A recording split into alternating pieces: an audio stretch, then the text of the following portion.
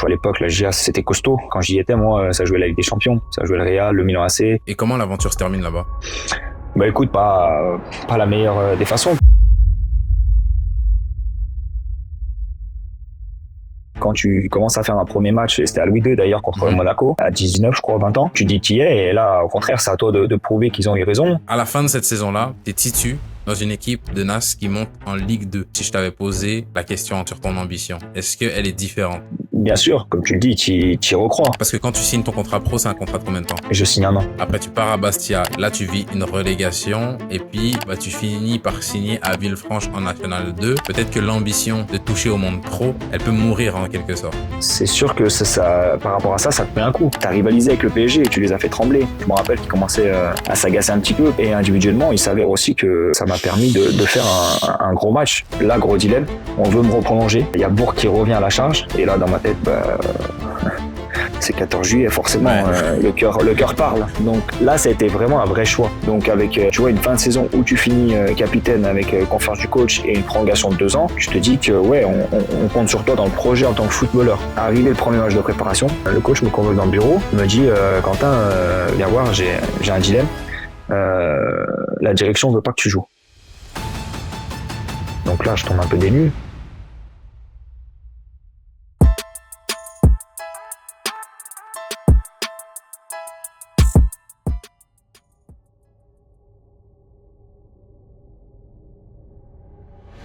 Quentin Lacour, bienvenue au cœur du jeu. Merci, John. Merci d'avoir accepté l'invitation. Est-ce que tu peux te présenter pour les gens qui ne te connaissent pas? Écoute, merci à toi déjà pour l'invitation, c'est un plaisir. Quentin Lacour, 32 ans, joueur au FBVP, donc Football Bourg-en-Bresse Péronin en national, au poste de défenseur central, gaucher. Est-ce que un jeune Quentin, là, si je l'avais attrapé à 15-16 ans et que je lui montrais le film de ta carrière, qu'est-ce que tu penses qu'il dirait par rapport au film qu'il regarde? Bravo, je pense. Il serait émerveillé, un peu les yeux avec des étoiles, on va dire, même si tout n'a pas été parfait, tout n'est pas parfait, mais le parcours est beau en tout cas et me représente dans mes valeurs, dans mon éducation que j'ai pu avoir et dans mon état d'esprit aussi. Et comment se passe le début de saison là? Comment tu le vis toi, justement à 32 ans, avec l'expérience aussi de voir des saisons qui ont commencé en pétard, qui sont mal terminées, des saisons qui ont très mal commencé, qui sont super bien terminées? Comment tu le vis là? Écoute, là pour le moment ça commence mal. Après, comme tu l'as dit, une saison c'est long, elle peut très mal commencer et bien se finir. J'espère que ce sera le cas puisque pour le moment c'est un peu ce qui se passe. Maintenant, elle peut mal se commencer, mal se finir aussi.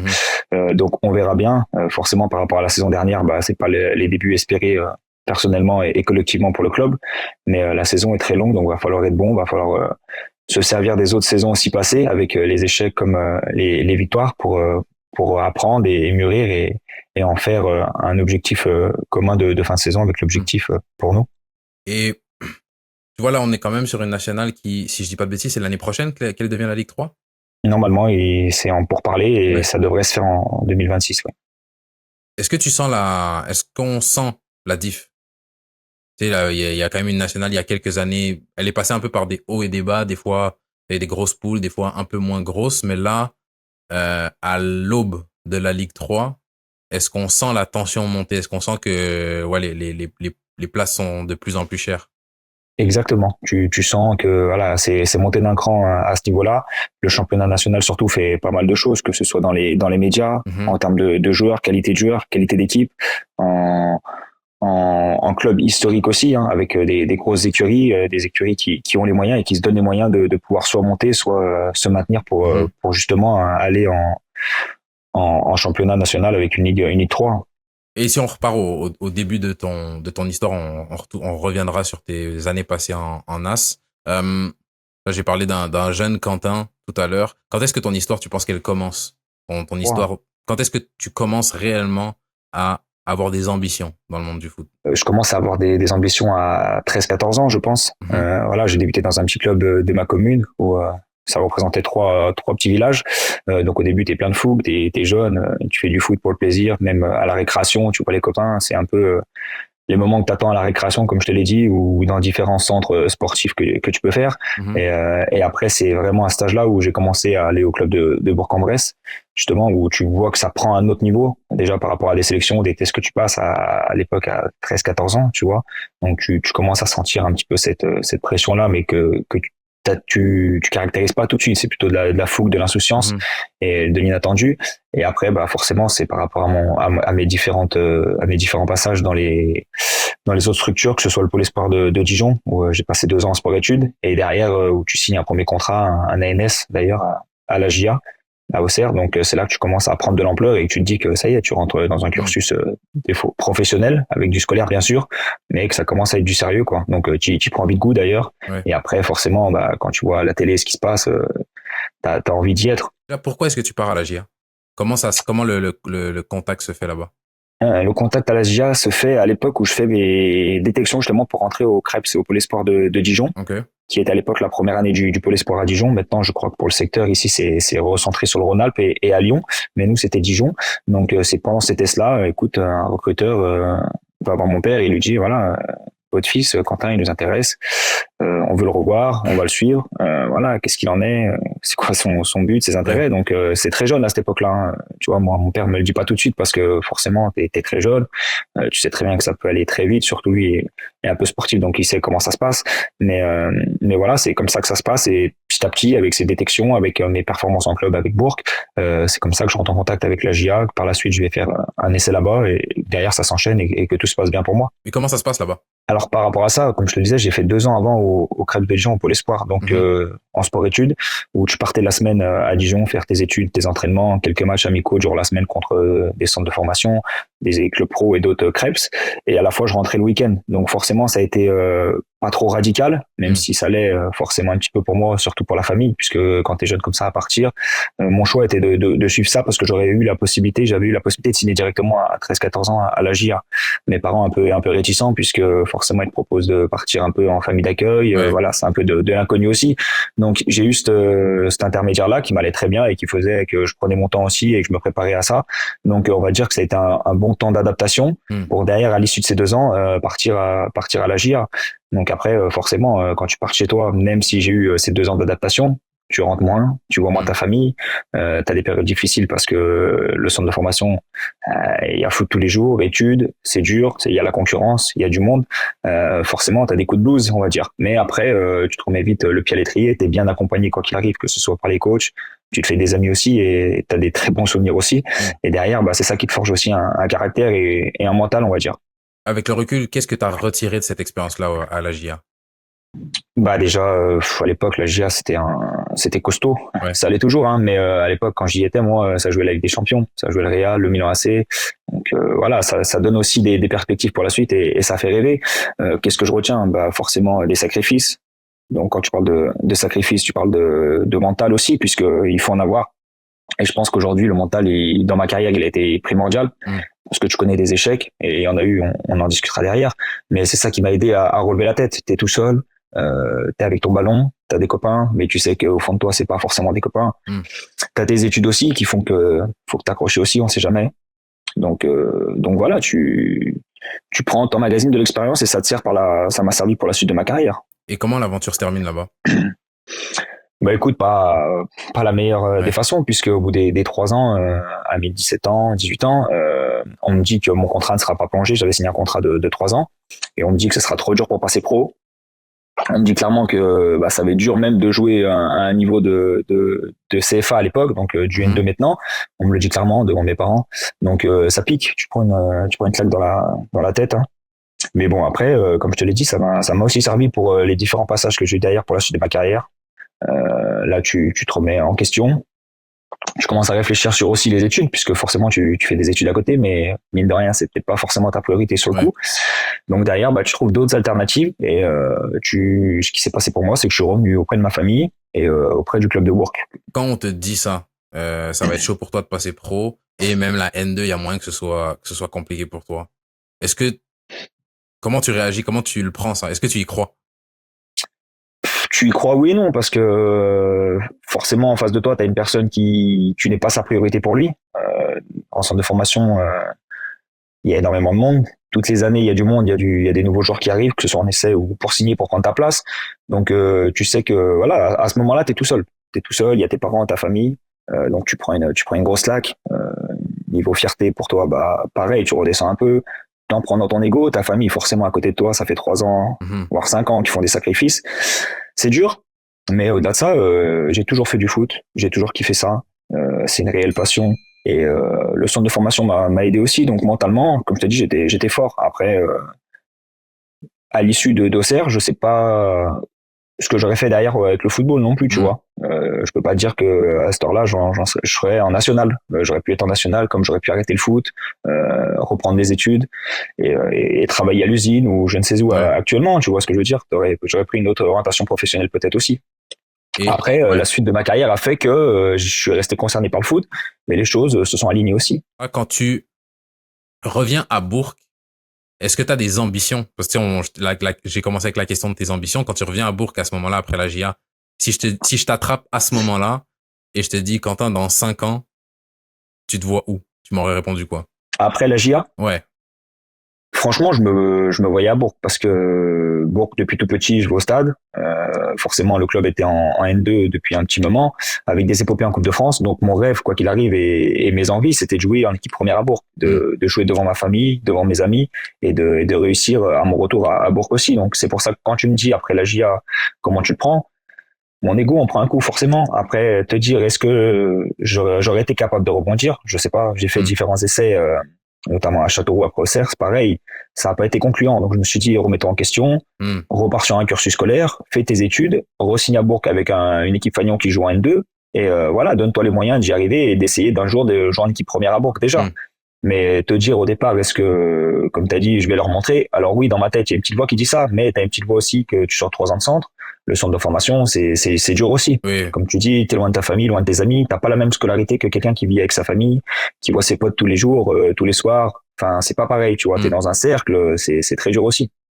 Donc, t'es partagé entre deux. Moi, c'était un peu mon cas, tout en gardant espoir de jouer au foot au plus haut niveau. Comment se trace le chemin de ça à arriver justement en équipe première? Parce que tu finis par y arriver. Il y a eu encore des embûches. Hein. Forcément, c'était pas tout droit, c'était pas une ligne droite et puis voilà, au contraire. Et c'est quoi ces embûches-là? Bah écoute, j'ai eu la reprise des études forte puisque voilà, à la fin de mon année à Auxerre, j'ai validé mon bac quoi qu'il arrive. Donc derrière, bah tu reviens à Bourg, mais tu fais quoi? Tu joues au foot, c'est bien, mais t'es plus sous contrat. T'as plus de salaire puisqu'à Auxerre, forcément, jeune, t'as des petites rémunérations. Donc tu commences à te poser des questions. Donc tu reprends tes études. Avec le club qui a des filières dans des lycées en partenariat, donc déjà ça m'a beaucoup aidé. Et derrière je reprends, j'étais 18, donc j'aurais pu faire ma deuxième année 18 ans. Tu reprends avec les seniors, donc qui jouaient à l'époque en R1 voire R2 à l'époque. Donc tu reprends avec des joueurs là, d'ailleurs des joueurs qui sont passés aussi par centre de formation de ma génération et qui sont revenus par la suite. Donc tu vois en 3-4 ans d'écart, tu connaissais déjà la plupart de l'équipe. Et derrière, bah petit à petit, tu fais ton chemin, tu fais tes matchs. Tu commences à intégrer le groupe d'entraînement de la CFA, donc tu commences à te remettre un peu dans le diapason et à revenir un peu à tes rêves et à te dire que finalement tout peut se passer très vite. Et derrière, bah, c'est ce qui se passe avec des petits entraînements, des petites rentrées, des petits bancs avant ça. Et voilà, après, il est arrivé le jour où j'ai pu faire ma première en national, en Coupe de France, et derrière avoir le parcours que j'ai actuellement. Ce premier match ce premier match en Coupe de France avec Bourg. Ouais. Ton premier match avec la première équipe. Est-ce qu'il a il y a des joueurs, là souvent la question que je pose c'est un peu c'est quoi la saveur du jour où tu signes ton premier contrat pro, mais là tu m'expliques que l'objectif il est quand même orienté vers Bourg dans ta tête à ce moment-là. Quand tu arrives à ce match-là où tu te dis OK, je joue en Coupe de France dans le club de ma ville avec la première équipe, est-ce que pour toi c'est une finalité ou quand on est déjà arrivé à ce moment-là, l'objectif il a un peu changé et tu te dis OK, je sais clairement que je peux jouer en première équipe, maintenant je me projette déjà plus loin. Oui, comme tu dis, ça a pas été une finalité parce que forcément c'est comment ça se passe dans le foot et j'en ai eu l'expérience en centre de formation. Donc c'est pas une finalité. Maintenant, quand tu as les ingrédients qui sont réunis pour la confiance du staff, la confiance de plein de gens autour de toi malgré ton jeune âge, que ce soit les cadres qui m'ont bien guidé et bien conseillé. Et quand tu commences à faire un premier match, et c'était à Louis II d'ailleurs contre Monaco, à 18, 19, je crois, 20 ans, tu joues la grosse écurie de Monaco, tu dis t'y es, et là, au contraire, c'est à toi de prouver qu'ils ont eu raison, que tu as une deuxième chance limite. Donc voilà, c'est une deuxième chance qu'on te donne, à toi de la saisir à fond et de faire un gros match. Et derrière, voilà, on verra ce qui se passera. Mais sur le moment présent, t'as envie de tout arracher pendant 90 et 120 minutes à l'époque, puisqu'on les emmène au penalty et on gagne au penalty. Donc voilà, c'est pas une finalité, parce que tu sais très bien que ça peut aller très vite. Mais t'as la dalle, au contraire, de montrer et même de prouver. T'as une petite voix dans la tête qui dit, tiens, regarde, aujourd'hui tu joues Monaco, t'es en national, t'es en Coupe de France, t'es dans un club de national. Mine de rien, certains avaient tort, donc montre-leur qu'ils ont tort, continue d'appuyer, tu vois. Donc au contraire, ça a été une satisfaction. Ça montre, voilà, que ça peut aller très vite et qu'il faut rien lâcher aussi, d'une part. Et là, du coup, ton entrée, elle se fait par la Coupe de France. De toute façon, les premières minutes de jeunes joueurs, faut souvent des prétextes, soit une blessure, soit une coupe pour faire ses premières minutes et puis intégrer la première équipe et commencer à avoir du temps de jeu régulier. Sur les saisons qui suivent, ton temps de jeu augmente. Tu commences à avoir ce statut de joueur de la première équipe, de titulaire dans la rotation, titulaire important, donc tu joues tes matchs, etc. Et puis, il y a cette année où t'es titu dans une équipe qui monte en Ligue 2 avec Bourg. Comment cette saison-là, elle se passe pour toi? Cette saison-là, elle était incroyable, hein. Comme tu l'as dit, au-delà de ça, avant, j'ai cravaché pendant trois saisons pour faire ma place. Petit à petit, t'intègres le groupe définitif des pros en national, bien sûr. Derrière, faut faire ta place, tu fais des petites rentrées, tu commences à être titulaire, et puis après, petit à petit, match après match, il se passe que t'es titulaire indiscutable. Donc après, c'est toi, la compétition, tes performances qui font que, et comme tu l'as dit, tout était aligné pour que tout se passe bien. Collectivement, ça se passait bien, tu gagnes des matchs, t'es titulaire. Derrière, c'est dur de changer une équipe, surtout qu'on est à Bourg, donc on n'avait pas un effectif étoffé, on va dire. Donc forcément, les blessures, les suspensions, à un moment donné, t'auras ta chance. Donc c'est ce qui s'est passé. Et après, une fois que t'étais installé, c'était à moi, match après match, d'être là et de montrer que j'étais là, et mine de rien, qu'il fallait compter sur moi, quoi. À la fin de cette saison-là, t'es titu dans une équipe de NAS qui monte en Ligue 2. À ce moment-là, si je t'avais posé la question encore une fois sur ton ambition, est-ce qu'elle est différente? Est-ce que c'est toujours Bourg que tu vois dans ton futur, ou tu te dis, OK, là maintenant, la nationale, j'y suis, j'ai joué, j'ai mes minutes, j'ai réussi à faire des matchs, j'ai réussi à être important dans une équipe qui a des gros résultats. Là maintenant, moi, c'est le monde pro, tout court. Bien sûr, là comme tu le dis, t'y recrois, forcément.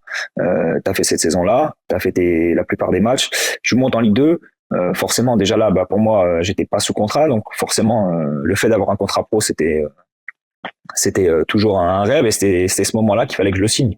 Je savais très bien que cette saison-là, elle allait me permettre de signer pro.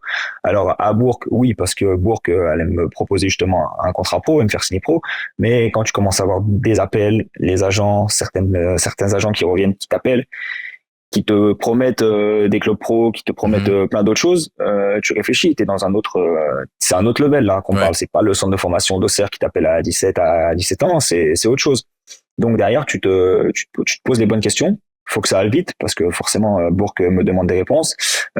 D'autres agents me demandent aussi des réponses, mais actuellement, pour le moment, c'était compliqué. Donc tu choisis quoi? La sécurité, Bourg, tu montes en Ligue 2, tu viens de faire ta saison pleine. Est-ce que tu as plus de chances de continuer en Ligue 2 ta progression, ou oui, tu vas aller chercher ton contrat dans un club de Ligue 2, et derrière, qu'est-ce que tu vas faire? Est-ce que tu vas être en concurrence avec un autre joueur? Comment ça va se passer? L'intégration, on sait pas, ça peut aller vite à tout moment. Donc là, par rapport à ça, j'ai pris beaucoup de recul. Ma famille m'a beaucoup aidé aussi, et par le biais de mes expériences et mon expérience au CERF, ça m'a fait réfléchir aussi. Est-ce que tu vas pour, gagner peut-être plus, signer pro, mais derrière, qu'est-ce qui va se passer? Ou est-ce que tu assures le coup et tu te dis, peut-être que tu as voulu continuer avec Bourg, c'est le moment de continuer sur ta route et d'accéder en Ligue 2 avec Bourg, et de voir ce qui peut se passer derrière. Donc du coup, là, tu m'expliques que le contrat pro, il vient Exactement. cet été-là à Bourg. Est-ce qu'il a une saveur particulière là au moment où tu le signes? Ouais, bien sûr. Voilà, c'est une fierté. C'est une fierté dans ma ville. Déjà, le fait d'être monté en Ligue 2, c'était une fierté de participer à la montée. C'est incroyable. Bourg n'est jamais monté en Ligue 2. Tu y arrives à 21 ans. Pour moi, c'est incroyable. La revanche, elle a été prise. T'es sur ton nuage, c'est magnifique. Depuis petit, tu cravaches, tu galères, c'est ton rêve. Et là, tu arrives avec Bourg, avec des moyens limités, mine de rien, parce que t'as pas un effectif de fou, comme je te l'ai dit. T'as des joueurs qui n'ont jamais connu ce milieu-là non plus. Donc, tout était réuni et c'était incroyable. Et avec ce contrat pro-là, c'est quoi le statut qui t'est annoncé sur la saison suivante? Parce que tu sors d'une saison, comme on a dit, où t'es titu dans une équipe qui monte. La suite logique, c'est d'être titu avec le même statut dans la saison suivante, même si on est monté d'un échelon. Bien sûr, bah, le but, c'est d'ailleurs un peu pour ça que je suis resté à Bourg, c'est que contractuellement, comme je te l'ai dit, pour moi, il était plus envisageable de jouer et de continuer ma progression à Bourg dans un effectif où tu sais que bah, pour recruter, forcément, les moyens sont limités aussi. Mhm. Tu viens de faire ta saison pleine, donc le coach te connaît, tout le monde te connaît, ils savent de quoi tu es capable. Et la logique fait que tu serais prêt à débuter en Ligue 2 aussi, qu'on me testera, quoi qu'il arrive.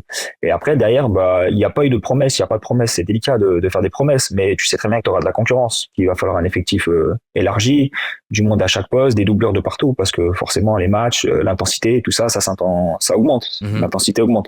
Donc, par rapport à ça, il n'y a eu aucune promesse de fait. Mais comme je te l'ai dit, j'ai fait le choix de rester à Bourg pour la continuité de ma carrière. Ça aurait été peut-être sauter encore une étape d'aller voir ailleurs, sachant que j'avais fait une année en nationale pleine. Mais derrière, tu sais pas ce qui peut t'arriver. Et du coup, la saison suivante, elle se passe comment? Plus compliqué que ça. La prépa se passe bien. Tu fais les tests dans les rotations. Il y a de la concurrence aussi qui arrive avec des bons joueurs à mon poste. Ça, je peux pas le nier. Et derrière, j'ai une petite blessure en fin de préparation à la cheville qui m'éloigne un peu des terrains, donc qui fait que je débute pas la saison dans le groupe du tout parce que j'étais blessé. Les matchs se passaient à Guignon à l'époque parce que Bourg n'avait pas de stade approprié pour le moment. Donc c'est vrai que je loupe un petit peu des matchs. Je reviens bien puisqu'il y a la Coupe de la Ligue qui me permet mine de rien de rentrer un peu dans la rotation, on va dire, puisque les matchs enchaînaient en semaine aussi. Donc ça m'a permis de jouer. Maintenant, il s'avère que le début de championnat n'est pas catastrophique aussi, donc forcément les rotations sont plus compliquées en championnat à mon poste. Ça gagne ou ça fait des bons matchs, ça prend pas beaucoup de buts, donc c'était plus compliqué pour moi à ce moment-là de retrouver ma place de titulaire. Tu travailles, tu cravaches, tu fais de la Coupe de la Ligue. J'ai joué aussi un petit peu en Coupe de France, mais c'est vrai qu'en Ligue 2, les bandes touchent et encore quand t'es défenseur, c'est plus compliqué de rentrer en jeu, tu vois.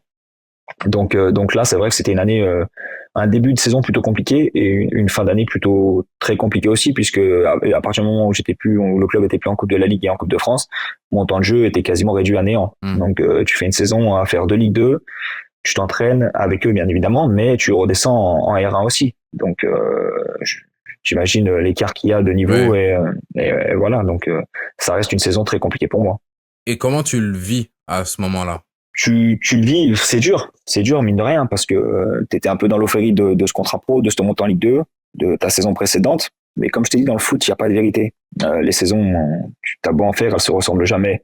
Tu sais jamais ce qui peut se passer, que ce soit une blessure, une équipe qui tourne bien en ton absence, des choix du coach aussi.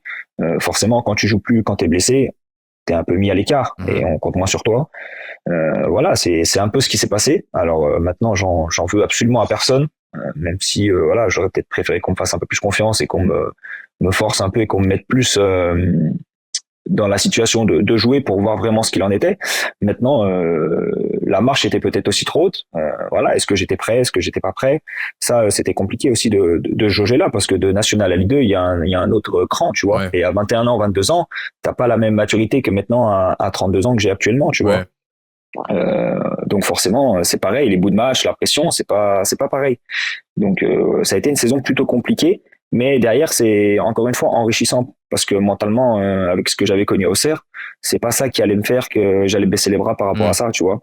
Et derrière, c'est pour ça que je fais le choix de pas rester à Bourg et de partir ailleurs, de redescendre d'un niveau pour justement surfer un peu sur la dynamique que j'avais de l'année de la montée, puisque je m'étais apporté un peu du crédit aussi, et que mine de rien, j'avais des appels pour rebondir en national. Comment ton ego gère ça à 22 ans, le fait de devoir s'asseoir, de devoir regarder les autres, et comme tu l'as dit, de devoir le week-end, par moment, plus souvent que t'aimerais, devoir retourner en réserve et puis de devoir te taper entre guillemets des matchs de R1. C'est très dur, c'est très dur. Après, dans ces moments-là, comme je l'ai toujours été durant ma carrière et même actuellement, j'ai la chance d'avoir des proches qui sont très proches de moi et qui font partie du milieu du foot aussi, qu'on joue aussi, donc qui m'aidaient par rapport à ça. Et j'ai eu ma famille. Ma famille m'a toujours soutenu, a toujours été derrière moi. Faisait des kilomètres et des kilomètres pour venir voir mes matchs, que ce soit à domicile ou à l'extérieur. Donc dans ces moments-là aussi, tu réfléchis à tout ça. Et comme je te l'ai dit, mon envie de jouer au foot, elle a toujours été là. Ça a toujours été un plaisir, une passion et et j'avais envie de faire que ça. Donc même à n'importe quel moment, je m'entraînais. Je pense que voilà, j'ai très peu rechigné aux tâches de l'entraînement, même actuellement. Tu vois, malgré peut-être mon statut ou malgré mes difficultés que j'ai eu dans certains clubs à moins jouer, j'étais toujours là à l'entraînement.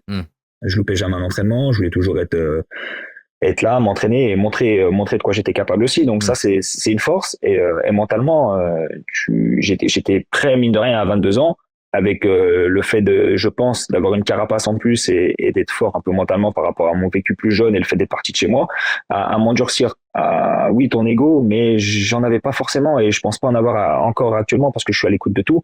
Et j'avais conscience aussi à cette époque-là de mes qualités aussi et de mes défauts. Et peut-être que moi, j'étais pas forcément prêt à cette époque-là, à 22 ans, à refranchir le cap pour jouer en Ligue 2 titulaire aussi. Donc, tu te remets aussi en question toi, sans baisser les bras et sans t'arrêter et tout en continuant à t'entraîner et à prendre du plaisir aussi. C'est pas parce que je redescendais en réserve que, au contraire, je voulais montrer que j'étais du dessus et mes matchs en réserve devaient être les meilleurs possibles pour moi individuellement. Parce que ce que je faisais en réserve allait me servir pour la suite de ma carrière et me sert encore actuellement. Donc par rapport à ça, oui, tu prends un coup, oui, c'est dur parce que tu fais des stats, tu fais des équipes de fous, t'as envie d'être là avec les copains avec qui t'as joué l'année d'avant, mais t'es pas là. T'es là le quotidien du lundi au jeudi, voire vendredi, mais après le week-end, t'es plus là. Donc c'est très dur d'être en tribune, de regarder ses potes jouer, tu redescends en R1 comme tu dis, ça fait peut-être moins rêver sur le coup, mais t'as pas le choix, c'est le cursus d'un footballeur de haut niveau avec des hauts et des bas dans une carrière. La saison suivante, tu pars à Bastia. Pourquoi Bastia? Oui, j'avais plusieurs projets à l'époque avec voilà un agent avec qui je travaillais qui m'avait trouvé 3 autres projets. Je les ai écoutés les 3. Bastia parce que ça m'a parlé tout de suite. Je vais pas te mentir. J'ai eu le coach et le coach adjoint Stéphane Rossi actuellement qui coach à Concarneau. J'ai eu au téléphone mon agent aussi et il s'avère que c'est passé le discours est passé fluide. Bastia aussi qui venait de redescendre le CA Bastia qui venait de redescendre de Ligue 2 aussi, donc avec une histoire un peu similaire à Bourg avec très peu de moyens, mais un club assez familial avec des vraies valeurs, comme un peu celui que j'avais quitté. Et j'ai senti ça dans le discours. Donc je pense que c'était pour moi des valeurs qui me tiennent à cœur. Donc ça m'a automatiquement parlé. Et les discours sont faits rapidement, c'était fluide.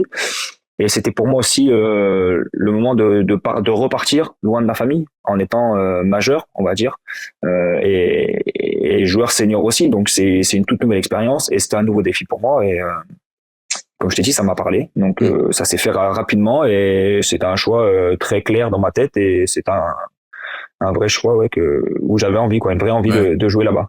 Et comment se passe la saison? Écoute, elle démarre plutôt bien. Si je ne me trompe pas, à la trêve, on est dans le top 3.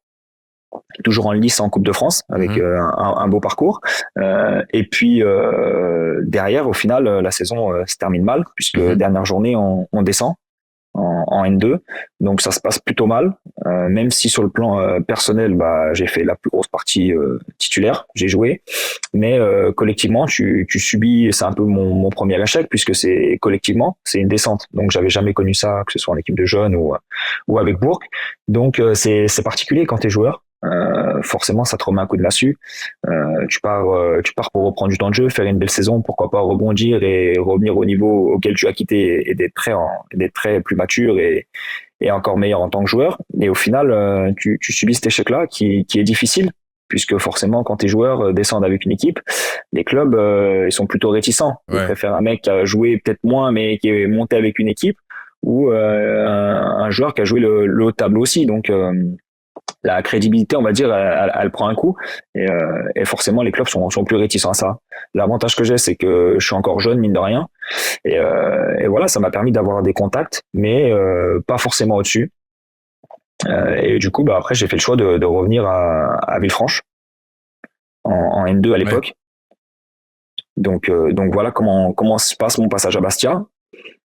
Très enrichissant parce que t'es loin de ta famille. Tu connais des montagnes russes en championnat, tu fais une belle épopée en Coupe de France et au final tu descends à la fin de saison, donc très très délicat avec un club mine de rien qui avait une belle histoire. Comme je te l'ai dit, j'ai aucun regret d'être parti là-bas malgré la saison ternie par cette descente, mais derrière je me suis fait des amis, je suis encore en contact avec le coach Stéphane Rossi d'ailleurs qui m'a beaucoup aidé dans ma carrière et voilà, donc ça a été un échec encore une fois. Et quand tu pars à Bastia, tu pars en prêt ou c'était en fin de contrat? Comment ça se passe au niveau Non, contractuel? fin de contrat. Bourg me proposait pas plus de temps de jeu. Ok. Voilà, à l'époque, le coach de la Major m'a dit que ça allait être compliqué pour moi. Et quand L'équipe parce tournait que quand bien. tu signes ton contrat pro, c'est un contrat de combien de temps? Et je signe un an. Ok. Ok, Ouais, donc tu je signes signe un un an à an. Bourg. Après, tu pars Exactement. à Bastia. Et puis là, bah, comme tu m'expliquais, il y a eu comme tous ces échecs-là avec le temps de jeu réduit en Ligue 2. Là, tu vis une relégation. Et puis, bah, tu finis par signer à Villefranche en National 2. Est-ce que ce choix-là, il est facile à faire de redescendre encore d'un niveau?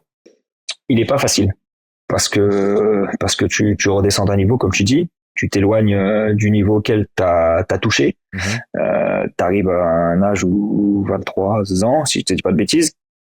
Euh, c'est dur, encore une fois. Après, c'est des choix de carrière que tu fais aussi. Comme je te l'ai dit, j'ai toujours privilégié mon confort avec le football, on va dire, que de la prise de risque ou des gros contrats ou de l'argent aussi. Le choix de revenir à Villefranche faisait que forcément je me rapprochais de la maison, Ouais. de ma famille. Donc l'environnement, je savais que ça allait aussi me correspondre. Le club était assez ambitieux aussi puisqu'il a fait de nombreuses années en N2 avant de monter en national. Mhm. C'est encore une fois un club avec les critères qui me correspondent, assez familial, un club qui bagarre chaque année avec des moyens limité à l'époque aussi. Donc voilà, je me suis retrouvé aussi là-dedans et j'avais pas non plus 50 000 clubs et 50 000 opportunités à cette Ouais. époque-là. Le fait d'accorder beaucoup d'importance aux valeurs que le club véhicule, à l'ambiance qu'il y a autour du club, au mood qu'il y a, est-ce que c'est quelque chose qui vient que de toi ou quand tu te poses avec tes agents ou quand tu te poses avec ton entourage, il y a des gens qui t'aident un peu à réussir à bien dégager ce qui te convient? Par rapport à ça, il y a les deux. Comme je te l'ai dit, ma priorité, c'est de jouer au foot. Le but du jeu, c'est que tu joues, que tu sois bien dans ta tête aussi, parce que forcément, une descente, ça a des incidents. Comme je te l'ai Mhm. dit, derrière, tu perds en crédibilité, tu as moins de contact, tu sais pas ce que tu vas faire, où tu vas signer. Tu avais signé 2 ans à Bastia, mais finalement, ça descend, donc tu es en fin de contrat.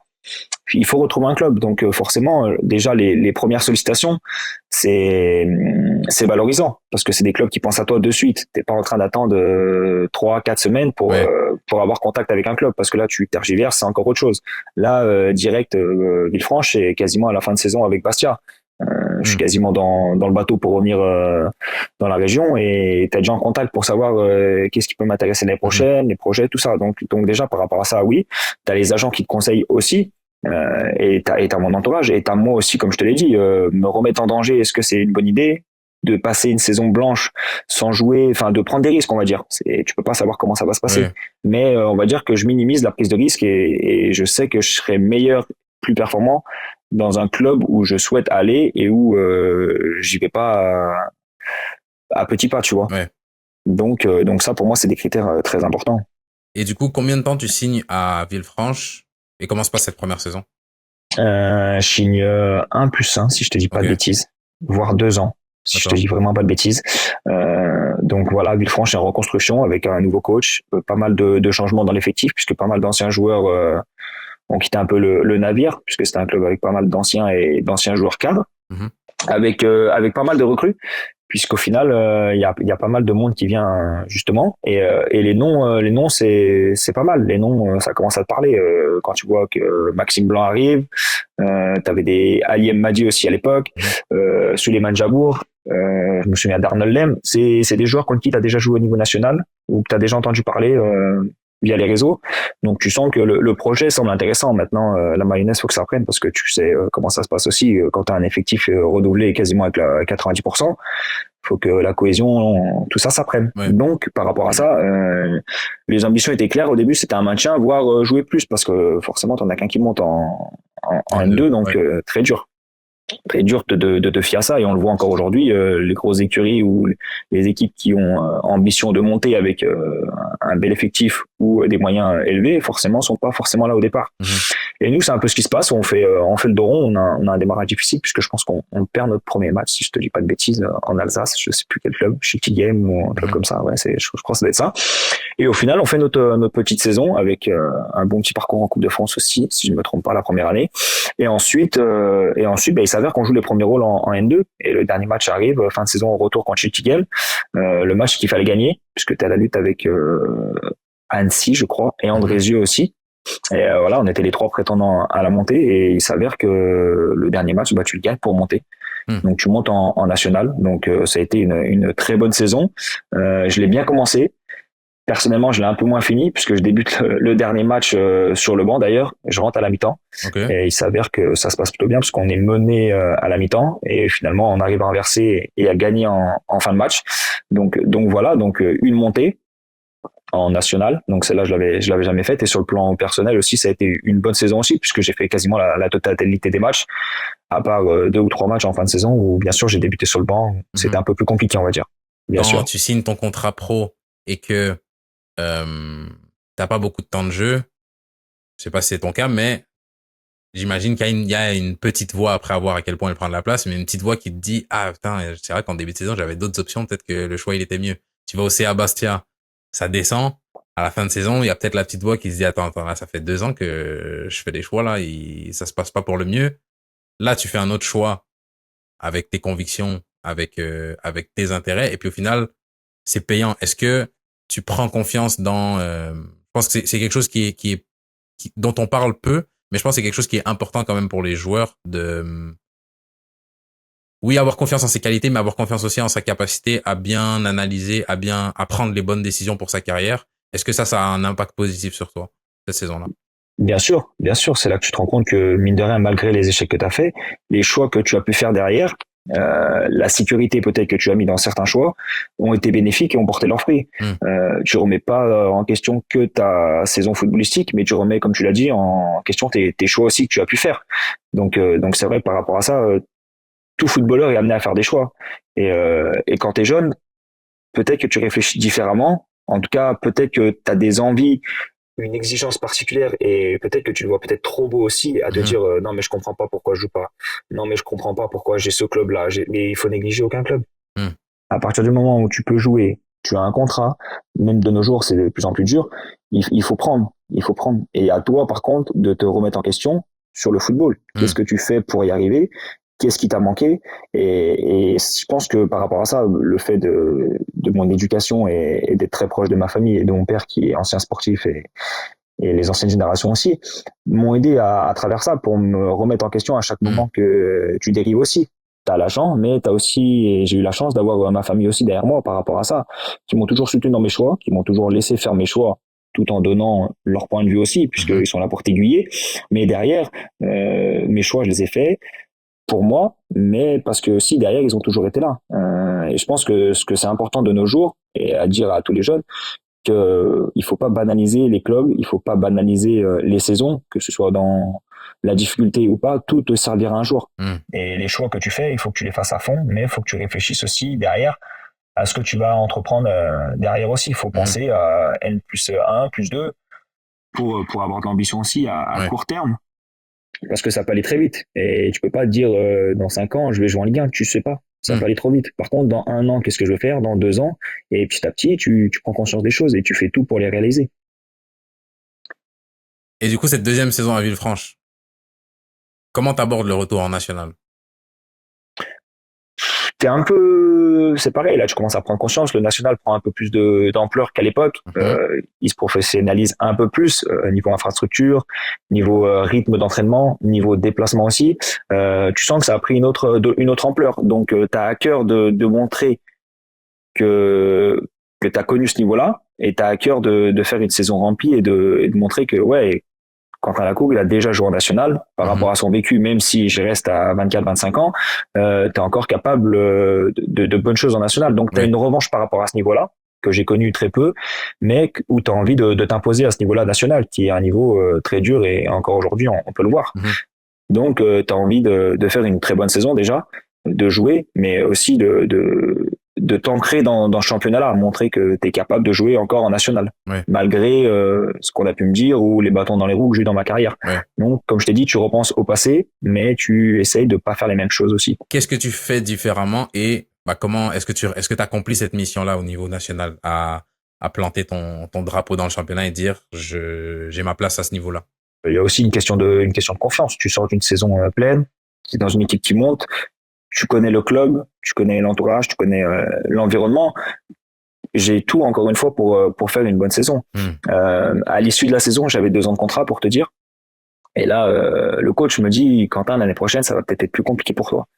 Parce que j'avais pas forcément fini la saison en montrant une bonne image, soit par mes prestations, soit parce qu'à un moment donné dans la saison, j'étais peut-être un peu plus en difficulté, tu vois. Là, ça arrive dans une saison d'être moins performant, d'être moins bon, de louper des matchs. Et c'est pour ça que je te disais qu'à la fin de la saison de N2, j'ai eu des matchs où j'ai commencé un peu sur le banc. Donc, tu as aussi cette petite piqûre de rappel qui te dit, t'endors pas, tu vas remonter. Voilà, rien n'est acquis tout à fait. Et du coup, tu te remets tout ça en tête et le coach me dit, avant de reprendre, bien évidemment, hein, avant la saison et quand tu vas pour faire ma deuxième année de contrat, tu auras de la concurrence. Et là, dans ma tête, je dis, pas de problème. Pas de problème. T'es prêt à ça maintenant, t'as 25 ans, tu commences, mine de rien, à avoir du vécu, que ce soit en N2 ou en national. Tu vas faire comme tu as l'habitude de faire. Une bonne prépa, des bons matchs amicaux, et tu sais que dans la tête d'un coach, tout peut très vite aller. Donc, par rapport à ça, c'est ce qui se passe un peu, c'est que je fais une très bonne prépa. Et au final, je débute ma saison titulaire. Et par les biais des performances collectives et mes performances individuelles, il s'avère que ça se passe très bien la saison. Tu vois, on est prêt à jouer le maintien, objectivement, et finalement on se maintient. Alors au début c'était pas facile, mais tu te maintiens confortablement en national. Derrière tu fais une épopée en Coupe de France où j'ai la chance de jouer le PSG. Tu fais un gros match aussi, donc voilà, tout était un peu réuni et aligné pour faire une grosse saison. Donc c'est ce qui s'est passé. Est-ce que tu peux me parler un peu de ce match contre le PSG? C'est un match qui m'intéresse particulièrement.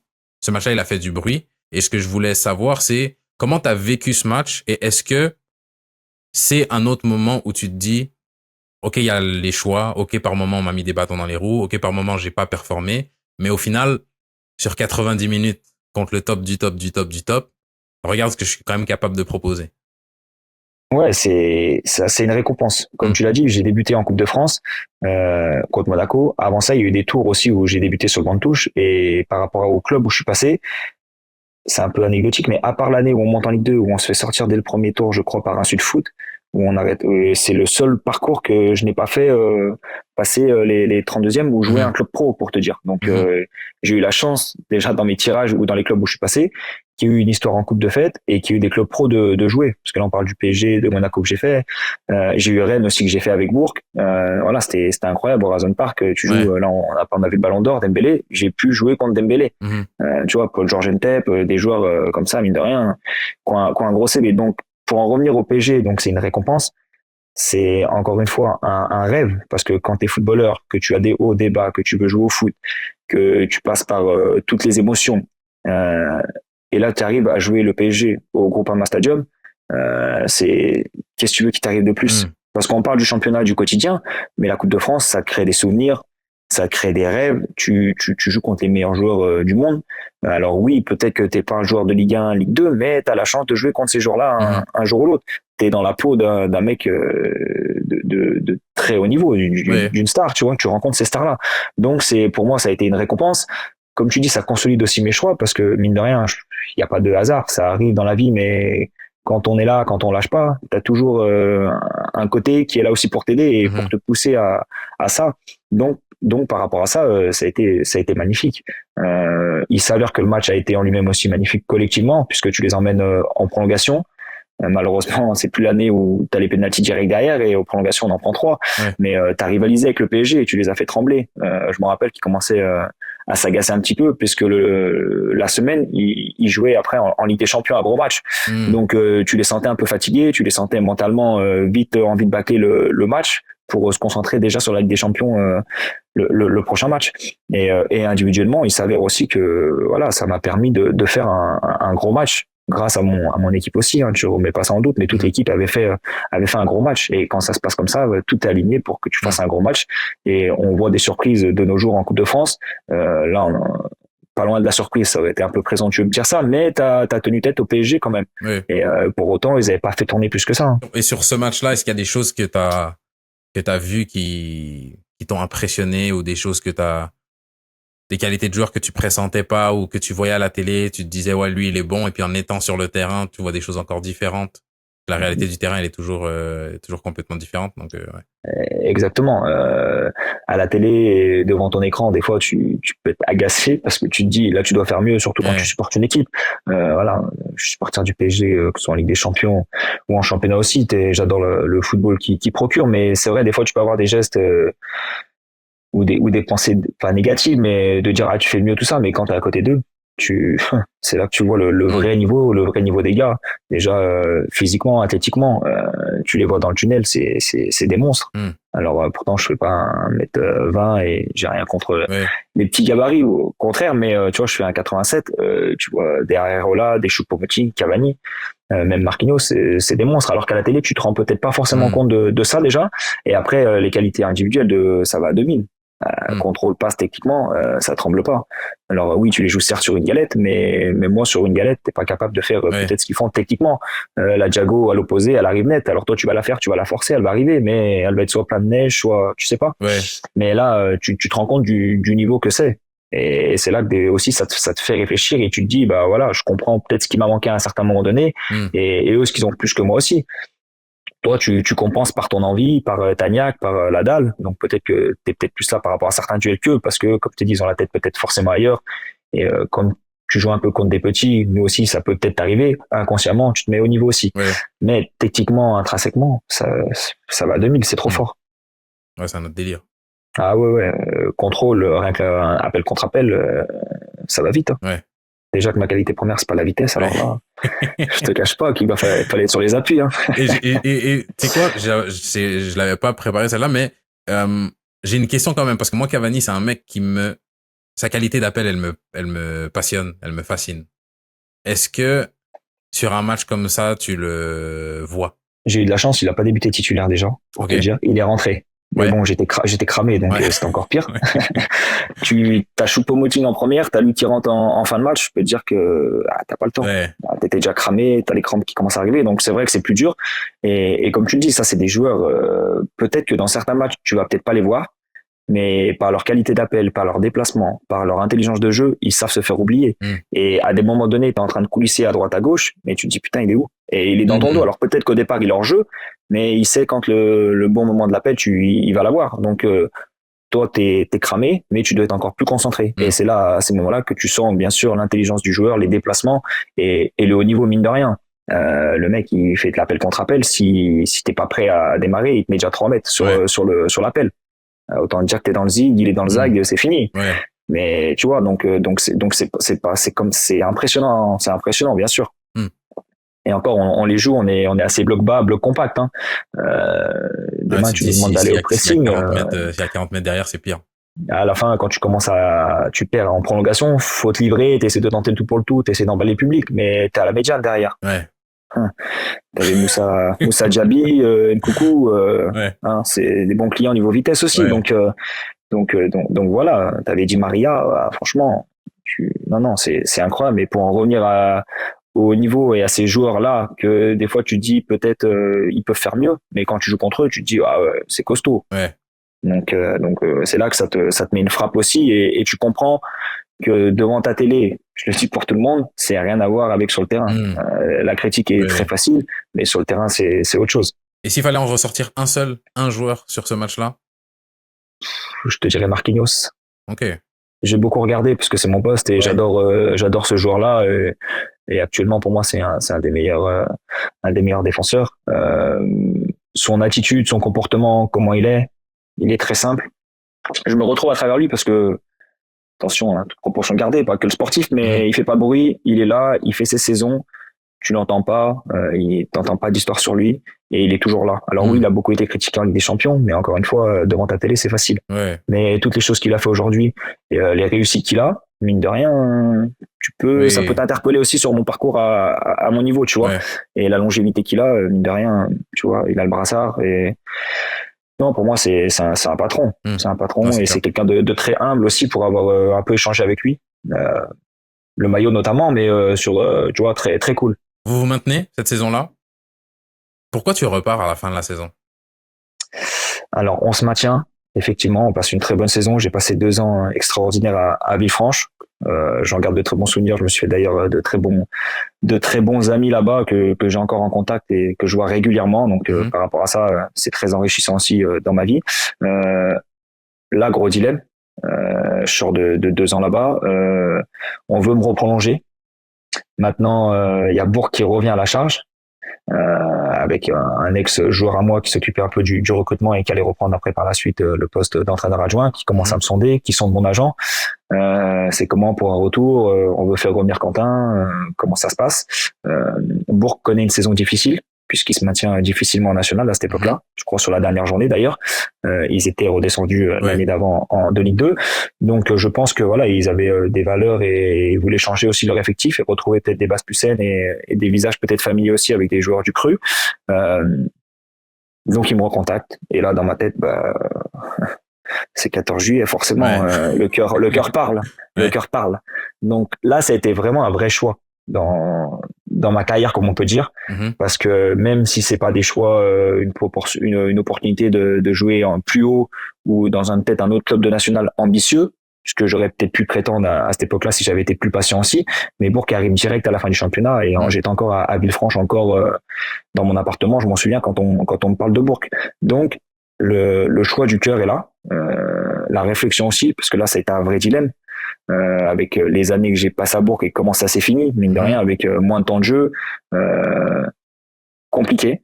Mais voilà, des discussions ont été faites avec Bourg et par la suite, je fais un choix difficile parce que encore une fois, je le répète, ça n'a pas été un choix facile de quitter Villefranche avec les 2 années que j'avais faites, la saison que j'étais et la confiance que j'avais là-bas, de refuser une prolongation et je fais le choix de revenir à Bourg. Donc à ce moment-là, prise de risque.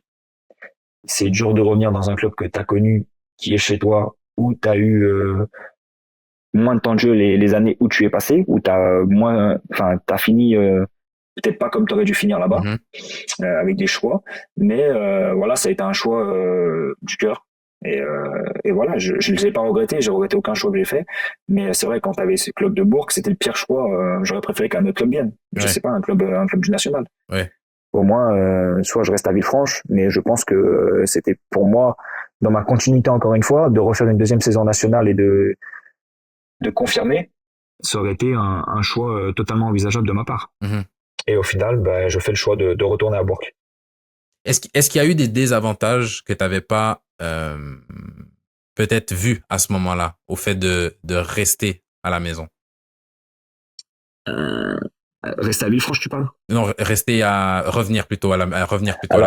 Alors oui, parce que forcément, comme je te l'ai dit, tu prends une prise de risque. Comme tu dis, à Villefranche, que ce soit tout l'effectif, tu avais marqué un club, tu as marqué une histoire, que ce soit par la montée historique en national, et la même année, la même saison, tu fais un huitième de finale contre le PSG au Groupama.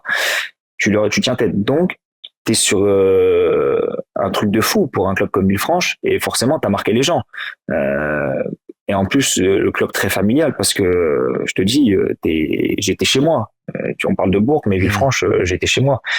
Tu connais tout le monde, tu crées des liens forts, des amitiés, comme je t'ai dit, avec des amis à moi. Donc ça, forcément, eux sont restés à Villefranche. Il y a que moi, dans mon groupe de 5, les génies, comme on s'appelle, qui suis parti retourner à Bourg. Donc déjà là, pincement au cœur.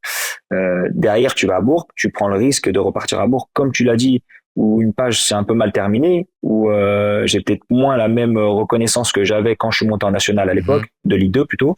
Et là, donc tu pars à Bourg parce que c'est un choix de cœur, mais il y a quasiment tout à refaire.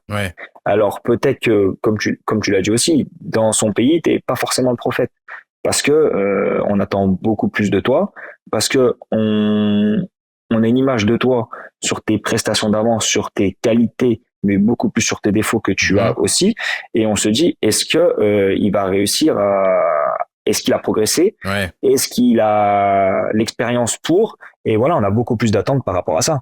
Cette troisième saison-là, donc première saison à Villefranche, deuxième saison, la troisième saison commence, disons que tu rates tes 4 premiers matchs. Tu passes au travers, t'es KO, t'es trop nul. À Villefranche, le discours, c'est, il nous a donné 2 saisons. C'est pas pour ces 4 matchs-là qu'on va tout remettre en question. C'est juste une mauvaise passe. On sait de quoi Quentin est capable. T'arrives à Bourg, tes 4 premiers matchs sont KO. On va dire, vous voyez, quand il est parti, ça s'est mal terminé. Bah là, regardez ce qu'ils nous proposent. Donc, c'est juste pour imaginer que le même scénario dans ces deux contextes-là différents peut être vu de manière totalement différente. Exactement. T'as clairement dit les choses. T'as peut-être plus de crédit en étant à Villefranche et en restant à Villefranche, même si t'as une période un peu moins bien, comme tu le dis, en début de saison, que revenir à Bourg, que ce soit en prépa ou tes premiers matchs de championnat, t'es catastrophique ou alors t'es moins bon ou t'es pas dans les attentes du coach. Forcément, on va se dire, ah ouais, en gros, il est cuit ou voilà. Que à Villefranche, t'avais du crédit et ils se disent, c'est une mauvaise période. Ouais. Contre-coup, ça arrive à tout le monde.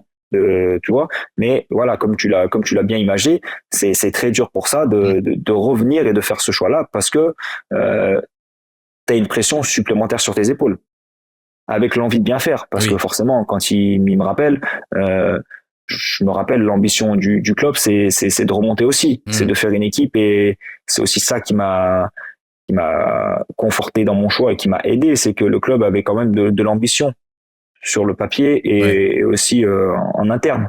Il s'avère aussi que quand je pars de Bourg, les infrastructures, c'est pas du tout les mêmes que quand je reviens. Salle d'entraînement, terrain hybride, j'avais pas connu ça moi.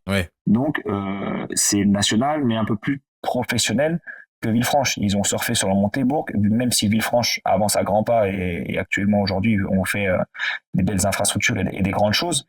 Mais Bourg avait déjà un peu ce cap-là d'avance aussi. Donc, ils reviennent avec le statut du club pro, du coup.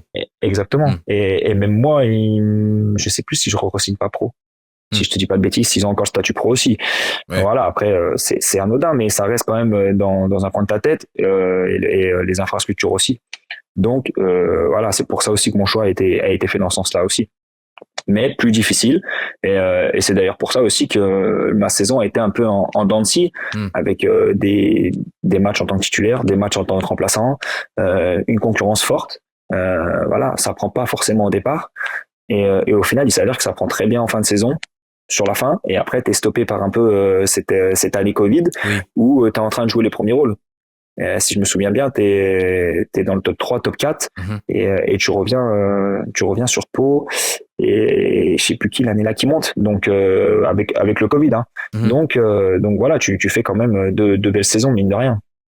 Et ouais, la première saison stoppée par le Covid, on a une deuxième saison où la saison là elle se déroule au complet, mais je pense que ça joue à huis clos, c'est ça la Exactement. Il y a pas de supporters dans les tribunes. Exactement.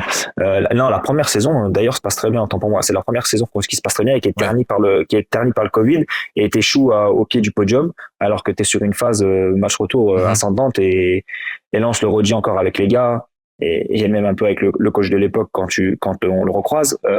On était parti pour jouer le haut de tableau et jouer cette montée. Alors avec des si bien sûr, mais t'étais prêt à pourquoi pas remettre un pied en Ligue 2 aussi. Et après, tu as cette deuxième saison avec le Covid, justement, en match à huis clos, conditions délicates, les masques, tout ça, qui se passe un peu moins bien. Et changement d'entraîneur. Et là, c'est le coach que j'avais à Villefranche qui signe à Bourg, Alain Pochat. Donc voilà, à Bourg, on avait Karim Okedem les 2 premières années. Et ensuite, Alain Pochat est arrivé sur la fin de saison, justement. Pour la fin de ta deuxième saison et du coup, ta troisième saison à Bourg. Exactement. Et du coup, cette troisième saison, elle se passe comment? Mal. On me refait prolonger de 2 ans, par contre. Donc là, j'avais signé 2 ans. On me refait prolonger de 2 saisons. Quand est-ce que tu prolonges? À la fin de la deuxième saison? Exactement.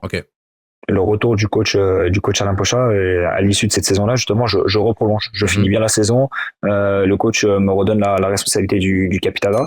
Donc voilà, avec un coach avec qui j'avais totale confiance et vice versa, donc avec qui on s'entendait bien. Et du coup, à l'issue de cette saison-là, je re-signe 2 ans. Il s'avère que la première saison, avec le changement on a eu un changement de direction aussi au club, avec un gros investisseur qui est venu avec des objectifs de montée. Clairement, voilà, budget. Conditions aussi puisqu'on était dans de très bonnes conditions et derrière le recrutement aussi a été avec puisque tu recrutes des joueurs de Ligue 2 des joueurs expérimentés avec un gros CV et donc là je sens déjà une concurrence arriver aussi pour moi, donc avec tu vois une fin de saison où tu finis capitaine avec confiance du coach et une prolongation de 2 ans, je te dis que on compte sur toi dans le projet en tant que footballeur. Et il s'avère qu'à l'issue de cette saison-là, et ben au final, je ne débute pas la saison. Il s'avère que je suis dans le groupe, je suis sur le banc, mais on m'a ramené un concurrent et de taille, puisque c'était un très bon joueur national qui avait déjà évolué en Ligue 2 et qui sortait de saison pleine en Ligue 2 aussi. Donc là, tu commences à te poser des questions. Tu joues moins. C'est pas pour autant que mes performances, que ce soit à l'entraînement ou quand on me demandait d'aller en réserve, qui étaient négatives, puisque j'avais fait une bonne saison quoi qu'il arrive. Donc je joue des bouts de match, des bouts de Coupe de France aussi. Et voilà, et dès qu'il y avait la possibilité de m'enlever, clairement, je faisais plus partie du 11 aussi. Donc là, ma troisième saison délicate. Comment tu le vis, du coup? Là, c'est plus difficile. Comme tu l'as dit, t'as plus de recul, t'as un vécu, t'as de l'expérience, tu sors d'années pleines en national, où t'as enchaîné les matchs, les bonnes prestations, que ce soit collectivement et individuellement aussi. Là, c'est plus dur, parce que tu te sens un peu mis de côté, mis à l'écart, comme je te dis. Tu signes 2 ans, pour au final qu'on te dise on te ramène de la concurrence, on te ramène du monde. Donc c'est pour ça que je te le dis, footballistiquement, je me suis pas senti respecté. Et là, on en revient au fait que dans ton club où tu as dû passer, où tu es passé, on retient plus facilement le négatif que ce que tu as apporté, que le positif en tant que joueur. Et là, j'ai pris vraiment un coup, puisque ça fait mal à ton ego. T'es dans un club où ça tourne bien, où il y a de l'ambition montée, où t'as déjà eu l'opportunité de jouer les premiers rôles, et au final, tu sens que t'es un peu mis à l'écart.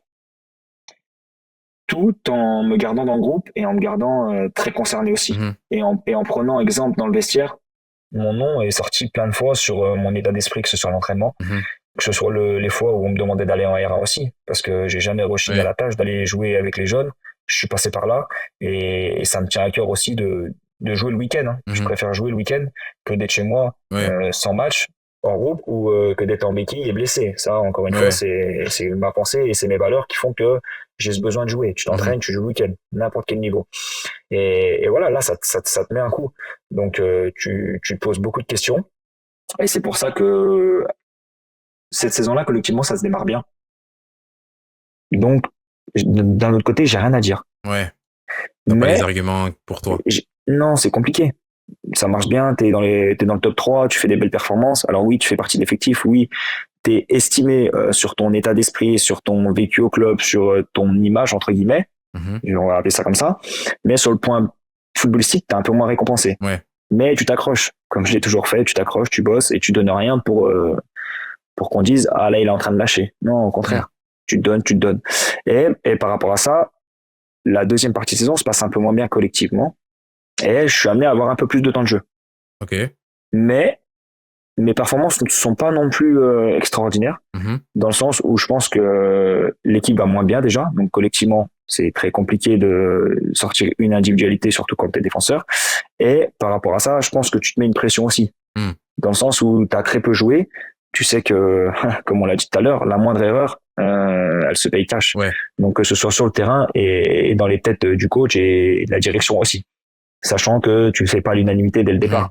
Donc c'est voilà, la saison se finit un peu en dents de scie, puisque tu te maintiens, mais voilà, l'espérance du début de saison, ton début de saison, il était tellement magnifique que tu le voyais limite en Ligue 2 à la fin de saison. Donc moi je rangeais mon frein par rapport à ça. Sachant que j'avais un contrat en cas de montée en Ligue 2 aussi, donc on va pas cracher dessus. Donc c'est pour ça que à l'issue de ma troisième saison, donc à l'issue de cette saison-là, où j'ai encore un an de contrat, le club me laisse entrevoir une porte de sortie et me dit clairement, on comptera pas sur toi, voilà, t'auras pas plus de temps de jeu, donc voilà, à voir ce que tu veux. Et pendant cette trêve-là, au final, pas mal de joueurs, dont mes concurrents à moi, quittent le club pour aller vers d'autres clubs, d'accord. Donc moi, forcément, encore sous contrat. Comme je te l'ai dit, je sors d'une saison mitigée où t'as du temps de jeu, mais tu fais pas une saison pleine. T'arrives quand même à un âge 26, 27, par là, 28, où mine de rien, t'es plus tout jeune non plus. Donc le fait de tes performances et tes matchs, ça compte. Pour un club, tu joues moins et il se pose des questions. Est-ce qu'il est cramé? Est-ce qu'il a été blessé? Il y a plein de choses qui rentrent en compte. Mais comme je te dis, j'ai cette année-là de plus, donc je me pose la question. Et j'attends vraiment de savoir les recrues et les départs à mon poste pour pourquoi pas me dire, attends, t'as déjà fait la Villefranche où on t'a dit un petit peu attention, on va ramener du monde, t'as déjà eu de la concurrence, ça t'a à chaque fois galvanisé et t'as remis un peu le coup de collier, t'as fait de bonne prépa et derrière t'as inversé la situation. Donc je me suis dit pourquoi pas refaire la même chose. Donc voilà, avec des discussions avec le coach et la direction via mes agents, puisque j'avais plus trop le droit d'appeler la direction, euh, on a j'ai décidé de rester, sachant que j'avais pas forcément d'offres qui me convenaient à côté. Okay. Donc pourquoi prendre le risque de repartir sans, comme je te l'ai dit, être décidé à partir, puisque à chaque fois que je l'ai fait, j'étais vraiment décidé, c'était un choix de ma part. Là, j'étais un peu entre les deux.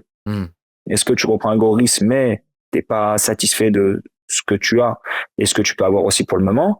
Est-ce que tu attends ou est-ce que tu fais la prépa avec Bourg et voilà, tu remets le bleu de chauffe, on voit ce qui se passe à la prépa avec tous les départs, les arrivées. Et c'est ce qui se passe. Donc du coup derrière préparation, ça se passe très bien parce que je fais une bonne préparation, que ce soit en test physique, dans la préparation. À mon poste, il s'avère qu'on était pas beaucoup. Donc je me dis peut-être que là, le coach que je connais depuis un moment va me redonner ma chance et va me dire écoute Quentin, je te refais confiance. Mais arrivé le premier match de préparation, l'OL d'ailleurs, en préparation à Berchère comme on avait l'habitude de faire à l'époque du partenariat, le coach me convoque dans le bureau la veille du match. Il me dit Quentin, viens voir, j'ai un dilemme. La direction veut pas que tu joues. T'as plus le droit de faire les matchs amicaux. Donc là, je tombe un peu dénu, sachant que je me donne. Certes, je sentais que le club voulait me pousser dehors, mais j'étais sous contrat et j'avais pas les offres que je voulais. J'allais pas partir pour sans club. Pour faire plaisir. Pour rien, pour faire plaisir. Donc à partir de ce moment-là, on me dit Quentin, tu joueras pas les matchs amicaux. Donc là, ça a pris une toute autre tournure et là, ça commence à te faire mal. T'es dans le club que tu connais, la direction te parle plus, qui était à l'époque avant que ça rechange. Ton coach avec qui tu avais une grande confiance et avec qui ça se passait super bien, avec qui tu étais assez proche, mine de rien, par rapport à mon statut, mon vécu à Villefranche, commence un peu à m'ignorer et tu sentais que le discours, il était mitigé et entre les deux, entre la direction et lui, forcément aussi, son poste de coach, pas aller à l'encontre de la direction, mais pas se mouiller en fait. Donc c'est là que j'ai compris que ça allait être très compliqué. Et derrière, j'ai dit à mes agents, il faut me trouver un truc. Il faut me trouver un truc. C'est différent quand même leur dire, il faut me trouver un truc le 1er juin. Si on est au premier match de prépa, on doit être déjà pas loin de mi-juillet. Ouais, c'est ça. Deuxième semaine de juillet. Ça se passe comment pour trouver autre chose? C'est dur. Tu fais un choix avec tes agents, tu te poses des bonnes questions. Quitter la région, rester dans la région, redescendre d'un niveau inférieur. Comme je t'ai dit, les offres à ce moment-là ne sont pas mirobolantes et actuellement, j'ai rien de mieux que de la Nationale 2. Sachant que tu es en national, tu arrives avec de l'expérience, tu te dis est-ce que tu es prêt encore à refranchir ce pas d'aller en national 2, de redescendre. Tu as plein d'émotions qui te passent par la tête, tu as envie d'arrêter, tu as envie de tout envoyer chier. Là tu as tes agents, ta famille et tu repenses à tout ce que tu as vécu aussi au bon moment dans ta carrière. Et il s'avère qu'après avec mes agents, j'ai fait le choix, comme je te dis, de leur dire ok, trouvez-moi quelque chose, par contre je ne veux plus partir loin, j'étais plus prêt. J'étais revenu, ça faisait 5 ans, je me revoyais pas redéménager très loin. Donc j'ai dit à mes agents, ça va être dur, je le sais. Même eux m'ont dit, même s'ils étaient confiants, ils m'ont dit, ok, on reste dans la région. Donc dans la région, par rapport à ça, je me rappelle, il y avait le club de Saint-Priest qui m'appelle, que je rencontre, avec qui tout se passe bien, et au final ça capote au dernier moment. Donc du coup, poteau, machine arrière, tu repars, tu te remets en recherche, tu te remets dans le doute. Et là, il y a Louan Cluzo qui s'intéresse à moi. Louan Cluzo avec un bel historique, hein, on connaît forcément. N2, qui joue les premiers rôles l'année d'avant pour monter en national aussi. Donc, bien sûr, à côté, le projet, le club, l'historique et forcément très familial aussi, donc qui correspond encore une fois à mes critères, font que je me projette avec eux. Est-ce qu'il y a un changement de perspective par rapport au foot à ce moment-là? Changement de perspective, c'est dur à dire. Parce que quand il y est, le fait de penser aux perspectives après ou peut-être aux perspectives négatives, qui sont soit de te dire, écoute, peut-être que le haut niveau maintenant, ça va être dur, ou te dire reconversion aussi. T'es pas à un âge où tu peux parler de reconversion. Et pour moi, j'avais pas enlevé cette idée-là que de jouer encore au football. Après, comme tu l'as dit, on parle d'un club comme Louan Cluzo, qui a une histoire, qui a un vécu, c'est un club de N2 mine de rien solide. Donc on parle pas de n'importe quel club ou d'un club qui vient de monter, tu vois. Ouais. On parle quand même d'un club assez historique, donc forcément ça t'appelle aussi. Forcément de redescendre en N2, ça fait mal. J'y repense aussi, mais à cette époque-là, il y a Mâcon aussi en N3 avec un très gros projet qui m'appelle avant tout ça. Ok. Avant Saint-Priest, je te recoupe. Très belle offre, très beau contrat. N3, ambition de monter en N2. Mais la N3, ça faisait mal. Tu sors de national à N3. La marche était trop importante. Tu vois ce que je veux dire? Et pourtant, à ce niveau-là, et même en national, je pense pas que j'ai eu mieux. Ouais. À l'heure actuelle. Ouais. Donc, c'est une proposition qui fait réfléchir. Tu pars pour le sportif et aussi l'à côté, l'aspect financier, qui a très peu compté pour moi jusqu'à présent. Et tu as d'autres clubs où tu peux aller en N2, mais peut-être moins alléchant financièrement. Ouais. Donc là, je coupe la parenthèse avec Mâcon, ça se fait pas. Voilà. Pour moi, j'étais un peu réticent du N3, et derrière, il y a eu des choses qui sont passées que ça n'a pas fait. Et du coup, il y a Louan, donc je choisis Louan Cuiseaux pour me relancer. Et du coup, il y a comme une différence entre être en national et regarder en haut, de se dire je suis en national mais je veux aller potentiellement en Ligue 2.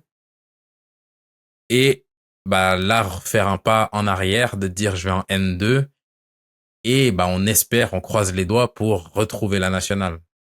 Et je me dis que là, c'est pour ça que je posais la question du changement de perspective, de se dire OK, bah peut-être que l'ambition de toucher au monde pro à ce moment-là, elle peut mourir en quelque sorte.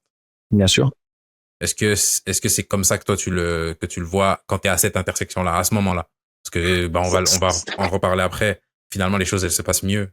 Oui, mais c'est sûr que ça par rapport à ça te met un coup, et que encore une fois tu retournes dans ton cercle à dire tu redescends, mais est-ce que justement tu mets une croix sur le fait de remonter encore plus haut? Après, comme tu l'as dit et comme on se le dit, le foot ça va très vite.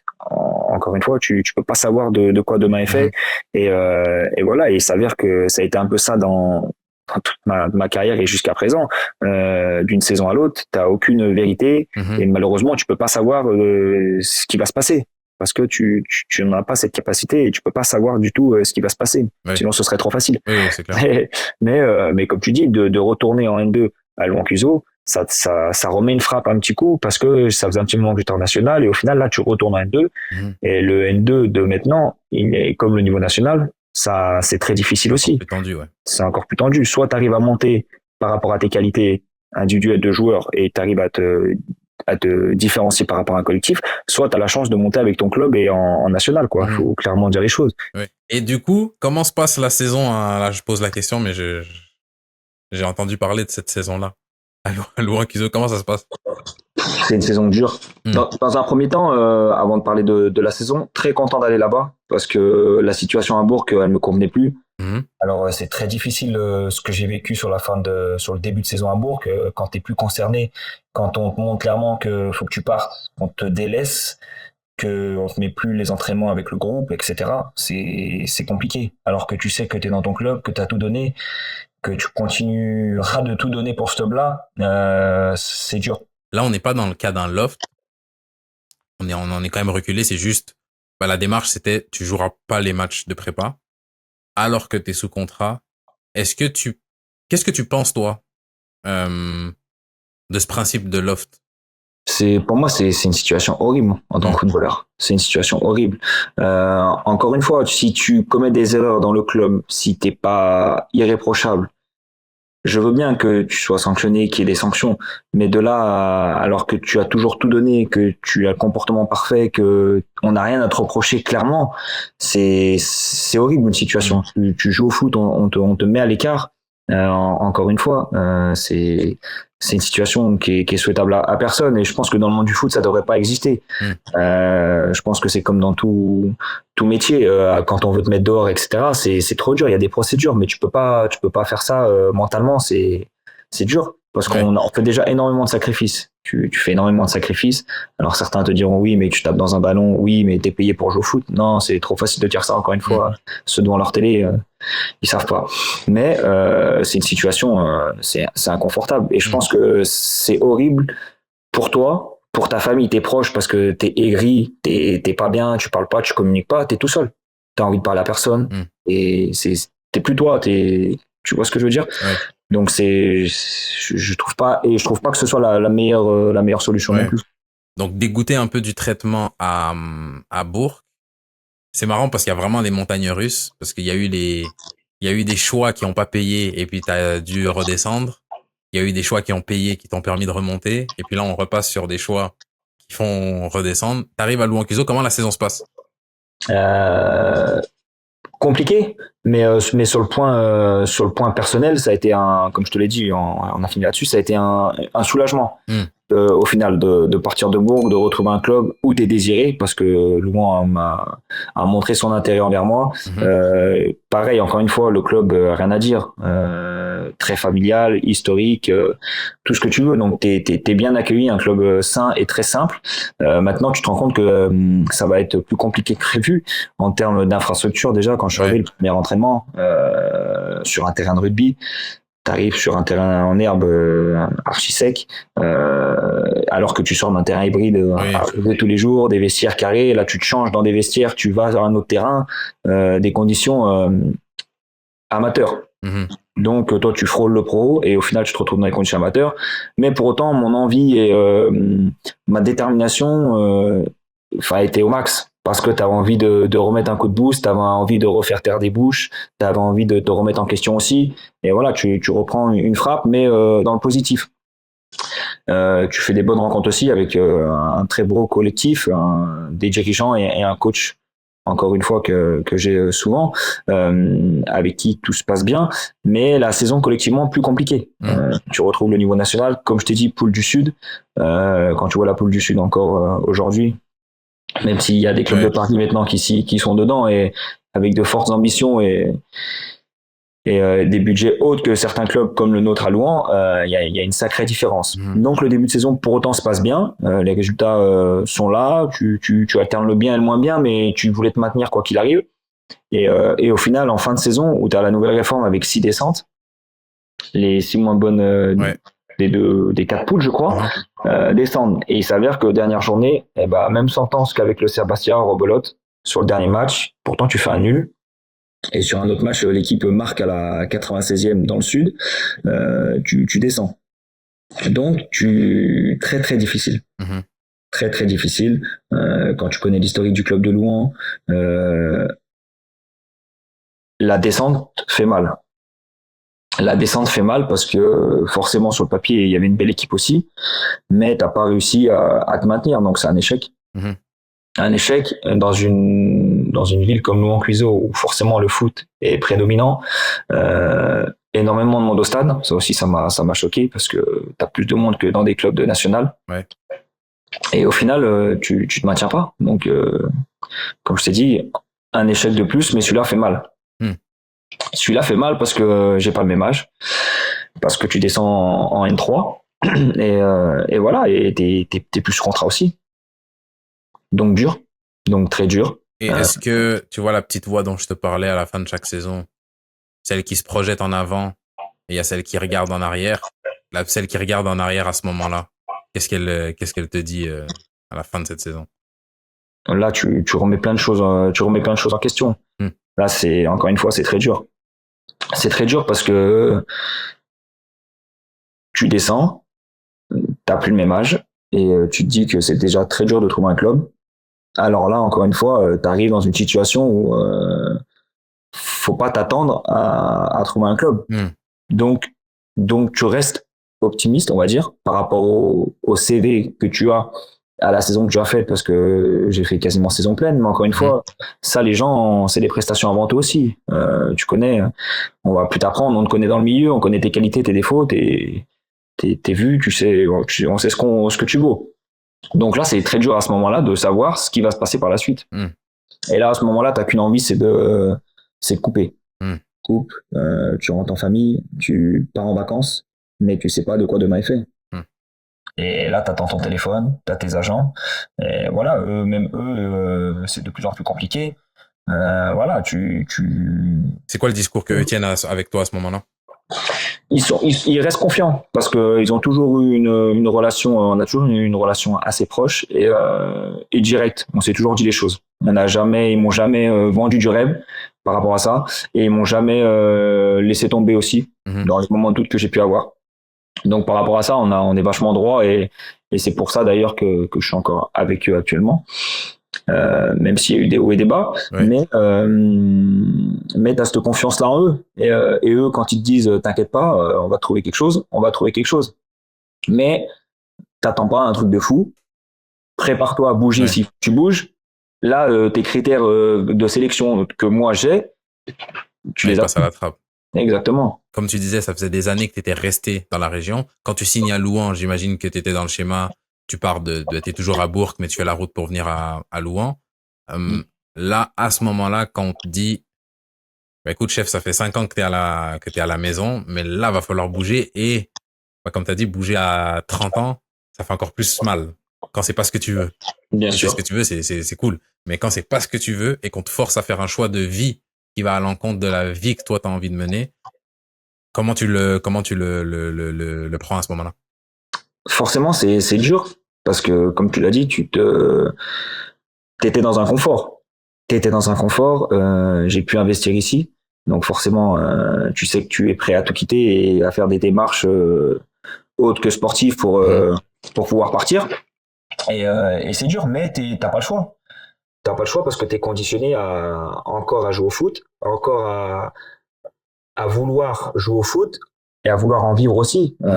Comme je te le dis, comme je le dis, j'ai envie de jouer au foot le plus longtemps possible, tant que je peux, tant que j'ai les capacités à jouer au haut niveau et que je suis performant, j'ai envie de jouer le plus longtemps possible. Maintenant, je ne sais pas quand ça s'arrêtera, sinon ce serait trop facile, mais là, j'étais conditionné à repartir aussi. Tu te mets dans la tête où oui, il va falloir remettre le bleu de chauffe, il va falloir te remettre d'aplomb et surmonter un nouvel échec, mais tu l'as déjà fait auparavant, donc tu remémores aussi tout ton vécu, tout ton passé avec les hauts et les bas. Mais comme je te dis, là, t'es dépendant des contrats, des appels, des offres que tu auras. Et quel niveau t'es prêt à accepter à ce moment-là? La N3, non. Je pense pas. C'est dur. Ouais. C'est très dur quand tu pars au niveau N3 pour remonter. Comme je te le disais, soit tu remontes avec un club, soit par tes performances, mais t'es plus vu. Là, ce que tu as aussi fait que les gens sont moins regardants, qui ont mis beaucoup sur la jeunesse de nos jours. Voilà. Et la N3, Louhans Cuiseaux m'a recontacté justement pour rester et m'a fait une proposition, mais comme je leur ai dit, je peux pas vous donner la réponse de suite. Ouais. Et comme eux ont été clairs avec moi, ils m'ont dit, on est en train de repréparer la suite, il nous faut des réponses aussi, on doit se positionner. Demain, si j'ai plus Quentin, il faut que j'ai un autre joueur. Ouais. Donc moi, j'ai pas le temps non plus. On se réorganise. Voilà, ça a changé de coach aussi, donc le coach voulait vite refaire son équipe, son projet, ce qui est normal. Mais moi, à ce moment-là, j'étais pas prêt de donner une réponse. Donc, quand tu me demandes une réponse une semaine après la fin du championnat, oui. J'ai qu'une envie, c'est de couper déjà football. Ouais. Même si je prends le risque de plus être sous contrat et de plus avoir de club, j'ai qu'une envie, c'est de couper. Et je ne peux pas te donner une réponse. Et j'ai toujours marché là-dedans. Je vais pas te dire ou te faire poireauter 5-6 jours de plus pour te donner une réponse. Ouais. J'ai jamais été comme ça, j'ai jamais fonctionné comme ça. Et j'aimerais pas qu'on fonctionne comme ça avec moi. Donc, j'ai été transparent en lui disant, écoute, merci pour l'intérêt, mais comptez plus sur moi. Ouais. Ah, donc du coup, les agents cherchent de la N2. Les agents cherchent de la N2. Minimum, bien sûr. Mais j'ai Bourg qui revient aussi, encore une fois, par le biais de son ancienne direction qui reprend actuellement le club avec toutes les péripéties qu'on connaît, puisque le club a été en difficulté. Il a changé de direction, il a changé d'actionnaire aussi. Le club a connu des soucis financiers avec la DNCG. Donc, il y a eu une position du club en N2, mais le club était en appel par rapport à la DNCG. Donc, pareil, moi, j'étais en point d'interrogation aussi, puisque j'avais eu contact du staff qui était à l'époque mon ancien coach aussi à Bourg, Hervé Delamajor, et le président Gilles Garnier, qui est actuellement président ici, qui m'avait recontacté pour justement revenir à Bourg en N2, puisque eux étaient descendus. pour revenir justement voilà, au club et refaire une nouvelle page avec l'ancienne direction et le nouveau staff. Donc c'était en stand-by, mais moi j'étais prêt à revenir. J'étais prêt à revenir une troisième fois justement. Qu'est-ce qui fait que c'est une bonne opportunité pour toi, ou t'es ouvert à la discussion du moins? Nouvelle direction qui vient, vécu avec cette direction-là, histoire avec cette direction-là, tout s'était bien passé avec cette direction-là. Le fait qu'on reprenne contact ensemble et qu'on se tienne au courant au départ sur juste la situation du club et après on en vient à est-ce que tu veux revenir, je serais prêt à revenir si le club est en N2 et pour redonner un coup de main et revenir et m'inscrire. Donc oui, ça a été une volonté de ma part de revenir au club, une volonté commune des deux parties. Après, ça s'est fait très naturellement, mais comme tu l'as dit, c'est qu'il y a une histoire derrière. Je ne serais pas revenu ou on m'aurait même pas forcément tendu peut-être la main aussi, et moi non plus, pour revenir si c'était une autre direction ou un autre entraîneur. Là, c'est encore une fois, c'est le cœur qui part, et c'est aussi un soulagement de me dire, mine de rien, il y a Bourg qui est encore là. Ouais. Et toi, c'est limite le meilleur choix encore qui puisse t'arriver. Parce que partir en N2 dans un autre club, est-ce que tu étais prêt à le faire? Ouais. Vraiment. Est-ce qu'on te dit, tu es obligé de partir dans tel club, est-ce que tu y vas? À l'heure actuelle, je sais pas ce que j'aurais répondu. Tu as eu un coach qui a été nommé à la tête de l'équipe de Bourg, parce que Hervé Delamajor est passé directeur sportif et le président Gilles Garnier président. Et le coach là maintient le même discours que la direction en voulant que je revienne aussi. Donc derrière, c'est encore plus flatteur. Et même pour moi, mon envie, elle était de revenir à Bourg. Donc ça se fait naturellement, et pour le coup, je n'ai pas eu forcément besoin de mes agents. Pour renouer le contact avec Bourg, comme tu l'as dit, ça s'est fait très facilement, et voilà, donc c'est encore une fois un motif qui montre l'importance que j'ai pour Bourg, et vice-versa, la reconnaissance aussi. Donc voilà, je reviens à Bourg. Toutes les hauts et les bas qu'il y a eu avec le club, le fait d'accepter de revenir, et puis tu peux te dire, ok, mais le mec, quand il part de Villefranche et qu'il revient là, vu comment ça se termine, c'est une mauvaise décision, mais c'est en même temps aussi le fait que tu étais prêt à revenir au club, peut-être qui fait que quand la nouvelle direction vient, t'es toujours t'es toujours dans la zone, et puis on se dit, le mec, il est vraiment, il a cet affect pour le club, il y a vraiment ce lien avec le club, donc si on veut rebâtir un projet autour de mecs qui sont attachés au club, qui sont prêts à revenir vers le club, on peut appeler Quentin. Après, on peut se dire, est-ce que tu es dans cette situation-là si t'étais revenu? Ça, Dieu sait, je sais pas, mais tout ça pour dire que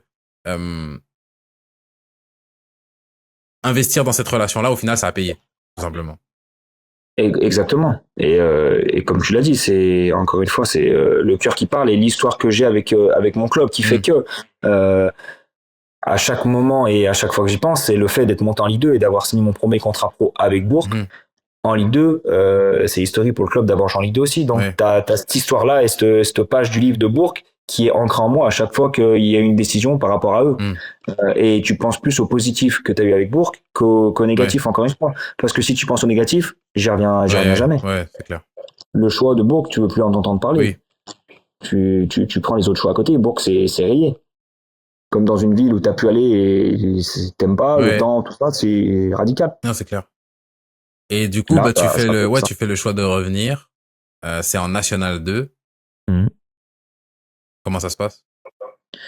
Bah écoute, pareil, équipe en reconstruction avec un club, avec un coach de la région qui recrute pas mal de la région, du coup, avec des joueurs qui connaissent le National 2. Et au final, tout se passe bien. Tout se passe bien. Une préparation avec des joueurs qu'on connaissait pas forcément, on n'avait pas de vécu ensemble, mais on connaissait les noms. Tu vois, la plupart de l'équipe, je connaissais les joueurs, puisque soit je les avais rencontrés, que ce soit en N2 ou en National aussi. Et la mayonnaise, avec le coach, elle a pris directement. T'as retrouvé le club de Bourg avec un club assez familial, assez sain, des valeurs aussi, que ce soit par les joueurs que tu as recrutés et les membres qui faisaient partie à ce moment-là du staff et de la direction. Donc tout était aligné pour que ça se passe bien, et Pourtant, c'était pas gagné. Hein. Ouais. Comme je te dis, le club, normalement, avec tous les soucis qu'il y a eu, tu sais pas si tu pouvais reprendre et tu étais plus près du dépôt de bilan, encore Oui. une fois. Donc, malgré les galères, le club s'est accroché. Et au final, je pense que ça a joué un peu dans la tête des joueurs aussi. Et tu avais une détermination et une envie de bien faire ensemble pour le club qui t'a ouvert la porte, mine de rien aussi. Et cette saison-là, en N2, elle est magnifique parce que tu survoles la poule. Alors, tu gagnes pas des 3-0 tout le week-end, mais tu te sentais très costaud, avec des passages difficiles dans ta saison, puisque tu perds ton coach à la trêve. Ok. Il part à l'OL, Jordan Gonzalez qui fait le choix de partir à l'OL, alors qu'on était en haut de tableau à ce moment-là. Tu reprends avec Hervé Delamajor qui quitte son poste de directeur et manager, qui reprend du service, et tu commences par une gifle chez toi contre Fleury qui joue les premiers rôles. Et là, tu commences à te dire, oh, est-ce que le club a bien fait? Est-ce que, tu vois, t'en perds un peu de doute. Et au final, tu avais tellement un collectif fort et vraiment cet esprit de famille entre nous, parce que la cohésion, elle était bonne, que tu as réussi à remettre le bleu de chauffe et à finir en apothéose, puisque tu montes l'avant-dernière journée, alors que tu perds quasiment à Auxerre. Tu perds à Auxerre et tu montes sur un faux pas de Furiani. Voilà, il te fallait gagner ou il te fallait un goal average meilleur que pour ton dernier match. Donc voilà, tu arrives à monter. Mais il s'avère que le dernier match, la fête a été un peu gâchée parce que on apprend à la fin du match, pas pendant ni avant, même si on avait eu des signaux un peu bizarres de la part de la direction avec des visages cristés avant le match, alors qu'il y avait tout pour faire la fête. Tu montais, tu finissais chez toi, tu remontais en national. C'est dur de remonter en national avec les poules de N2 que tu as. La situation du club du début de saison, tu te dis c'est magnifique. Et au final, je m'en souviens encore, tu vas pour fêter la victoire dans le vestiaire et la montée, là il était sur terre, et on nous dit de rentrer dans le vestiaire, les joueurs. Et là, on s'enferme dans le vestiaire et la direction nous dit que ça va être impossible de monter. Le club a des soucis et normalement, ça ne montera pas. Alors que vous avez fini champion. Tu finis champion. Tu montes en national, effectif renouvelé, saison de fou. Tu fais une sacrée saison.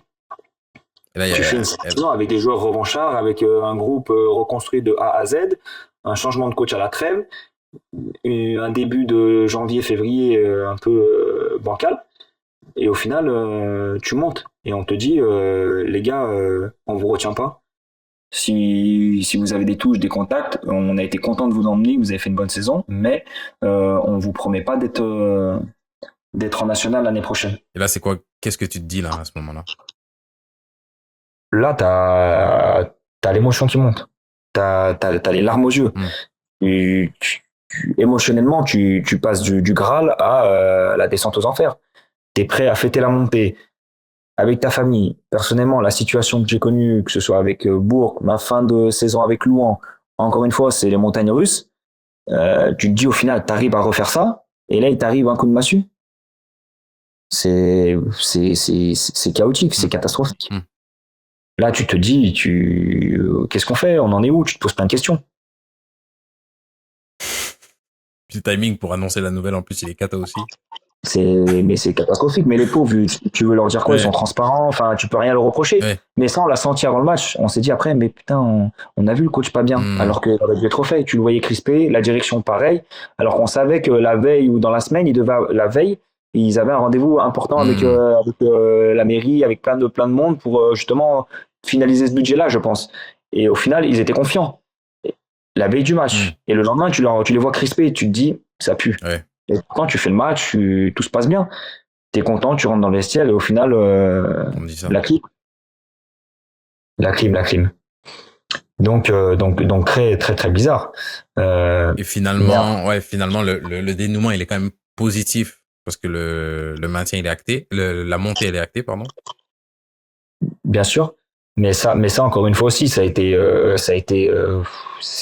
irrespirable. Tu montes, on te dit, les gars, ça va être trop compliqué, on vous retient pas, faites vos chemins, respect, merci pour tout. Le président, les larmes aux yeux, tout le monde ému par ça, parce que quand tu connais le président de Bourg, tu sens l'homme amoureux de son club, comme tout président. mais particulièrement lui, parce qu'il l'a vu grandir du début à la fin, les sacrifices qu'il a fait. Tout ça fait que l'histoire, tu t'es obligé d'être attaché à ça. T'es obligé d'être attaché à ça, son histoire, son vécu, plein de choses. Et quand il dit ça, ça te met une frappe. Donc, dans un premier temps, il dit ça. Ensuite, au fil de la semaine, t'es reçu dans des... Tu sens qu'il y a, mine de rien, un engouement et une ferveur autre, un petit peu dans la ville, avec certains sponsors, avec la ville de Bourg, où t'es accueilli et reçu pour nous féliciter de la montée. Et les discours commencent un petit peu à être plus positifs. Ok. Le président nous tenait régulièrement via un groupe WhatsApp qu'on avait entre joueurs de l'étendue du truc et de la situation et nous dit que ouais, peut-être qu'il y a une chance. Des gens, des actionnaires, des investisseurs, des amoureux du club sont prêts à nous aider. Ok. Donc là, tu commences à sentir le truc. Mais tu es quand même inquiet de la situation parce que tant que rien n'est fait, t'es pas passé à la DNCG. Le club a fait appel, mais c'est pareil, t'es à l'abri de rien. L'appel, il peut très bien être refusé, comme on le voit encore à l'heure d'aujourd'hui. Et au final, il se passe ce qui se passe. Le club réussit à se sauver. Le club réussit à se sauver et de ce fait, quasiment la totalité des joueurs, malgré les difficultés, aucun joueur n'est parti. J'ai pas le souvenir qu'un joueur soit parti, en tout cas un joueur cadre, un joueur fort qui aurait pu avoir des touches après avec une grosse saison. Et du coup, il s'avère que oui, tu vas être en national. Alors oui, ça va être difficile. Oui, t'as masse salariale encadrée. Oui, tu sais très bien que ça va être les cracks. Mais le choix des joueurs, tout le monde est resté là. Donc tu vois que la saison que tu as fait, la mentalité des gars du groupe, t'as créé une vraie osmose, une vraie famille autour de ça. Tu vois, avec les valeurs du club se sont transmises et sont allées avec aussi les valeurs des joueurs. Et t'as fait un truc de fou. Et voilà, malheureusement, par rapport à ça, tu perds aussi ton coach. Puisque Hervé de la Major signe à Orléans. Ah, oui. Donc tu perds aussi un homme fort du projet. Exactement. Tu perds un homme fort du club, puisqu'il a tout fait avec vous aussi. Il est revenu là, il a refait monter le club. Au départ, en tant que directeur manager, comme je t'ai dit, et il a repris goût au coaching avec nous, puisqu'on lui a un peu tendu la main pour qu'il reprenne au moment du départ de Jordan, pour qu'il revienne. Et je pense qu'il a repris un peu goût au coaching, et on s'est dit, il va rester. Et au final, lui, il quitte le navire. Donc, tu perds pas, tu vois, quelqu'un de lambda non plus.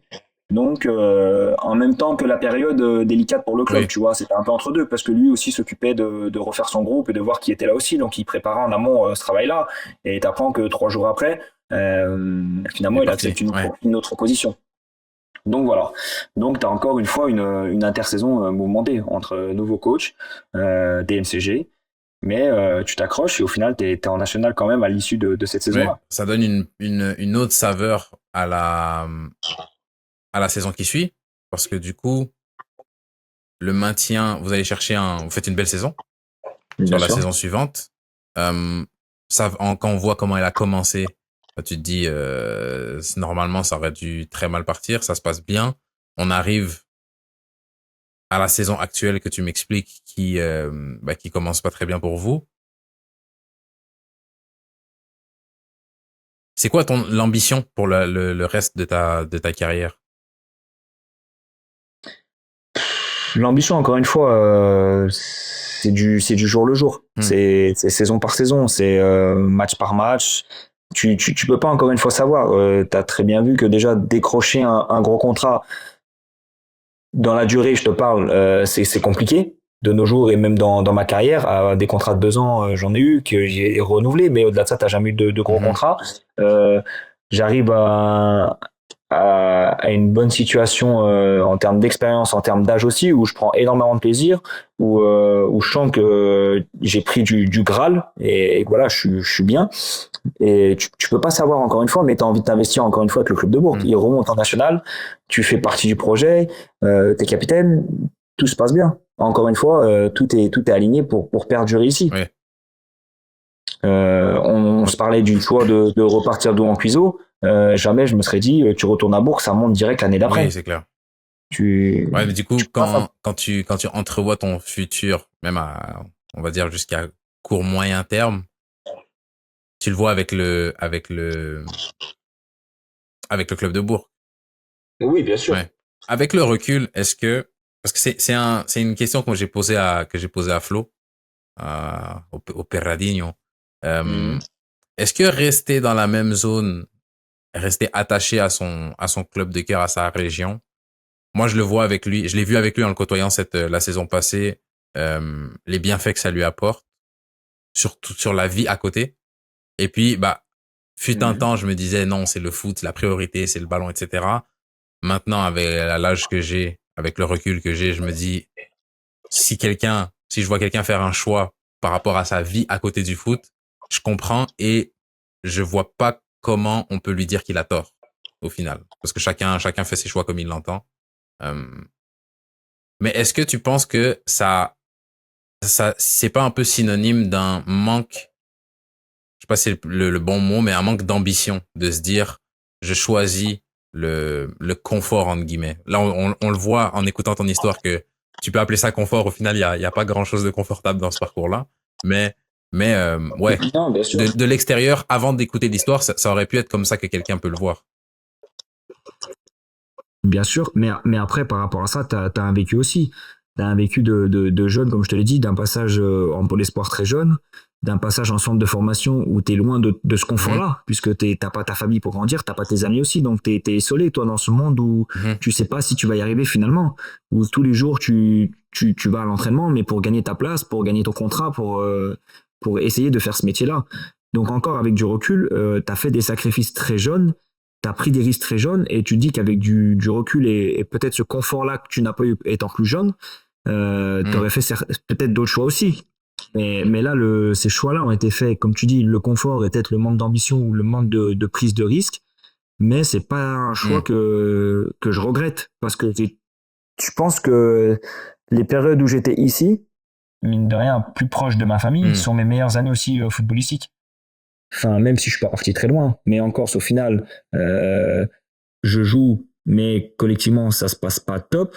Louan Puiseau, je suis ici quand même, mais t'es dans un autre club et ça se passe pas top.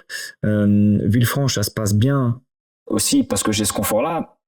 Je regrette en aucun cas mes choix, tu vois, parce que j'ai eu ce confort-là et ça m'a servi et ça m'a aidé. Maintenant, je ne peux pas savoir si j'ai pris d'autres choix et pris des risques en partant ailleurs dans d'autres clubs, ce que ça aurait donné aussi.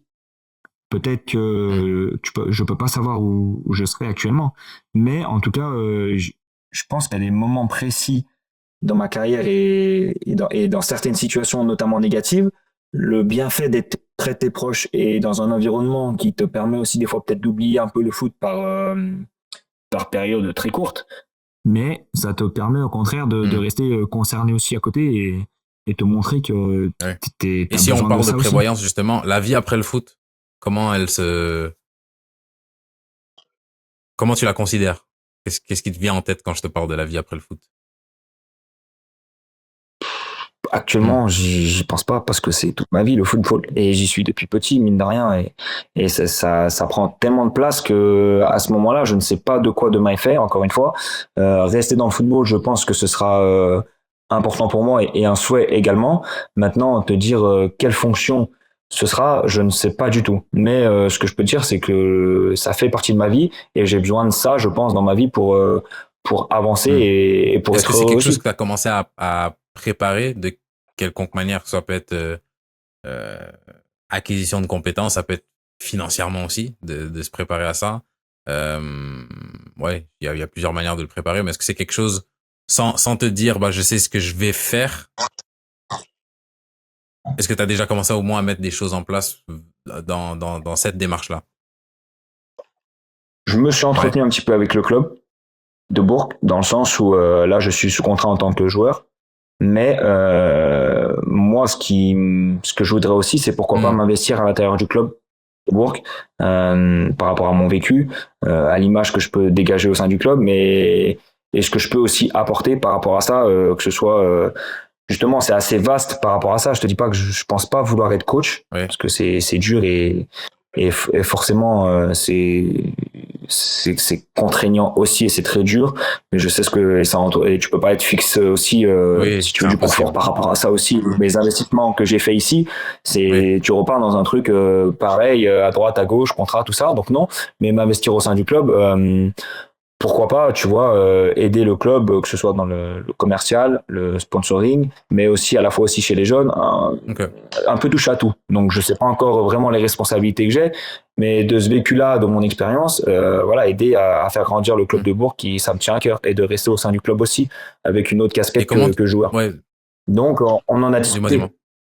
Euh, on en a discuté et à voir à l'issue de ma carrière et quand je serai apte à arrêter le foot. Encore une fois, comme je le dis, tant que je peux jouer au foot, je le ferai. Maintenant, ma santé mentale, ma santé physique, mes performances aussi Hmm. me le diront jusqu'à Mais quand. si ça pouvait se terminer comme dans tes rêves les plus fous, comment ça se termine? Footballistiquement, ça se Hmm. terminerait avec une montée avec Bourg. Forcément. Euh, Forcément, mais déjà, je vais te dire un maintien à l'issue de cette saison-là avec l'ampleur Hmm. que prend le championnat national et le fait qu'il y ait la Ligue 3. Pour moi, passer le club, repasser le club avec le statut professionnel, puisque c'est ce que ça va entreprendre, Hmm. ce Ce serait serait déjà quasiment magnifique. l'équivalent d'une montée, ça. Quand tu connais bien sûr, bien sûr.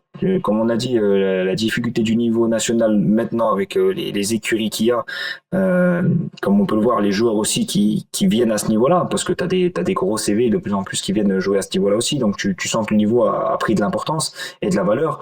Donc encore une fois, c'est pas donné à tout le Hmm. monde de jouer à ce niveau-là, de se maintenir à ce niveau-là. Et pour moi, ce serait incroyable de laisser mon club avec le statut Hmm. auquel il a déjà touché. Et avec mon histoire aussi à moi, tu vois, c'est pas parce que le club a été au niveau sans moi, mais avec moi aussi. Donc voilà, ce serait Hmm. vraiment une reconnaissance et une À fierté. choisir entre un gros parcours en Coupe de France. Quand je dis gros parcours, on parle de demi-finale, de finale de Coupe de France, ou une montée. Qu'est-ce qui te parle le plus? Hmm. C'est une question dure. C'est une question très dure. Parce que comme je t'ai dit, le match du PSG, ça reste gravé. Tu joues des joueurs, des champions du monde. Mbappé, tu joues des joueurs incroyables. Mais une montée, c'est tellement dur à aller chercher parce que c'est une saison. Et une saison, c'est très dur. Tu la prépares avec les hauts, avec les bas. Et je pense que c'est plus beau. Parce que Coupe de France, tu t'en souviens, mais ça passe tellement vite. Là, tu me redis, remémore-toi le premier jour quand tu arrives au stade Europama, jusque Hmm. je vais louper plein de passages.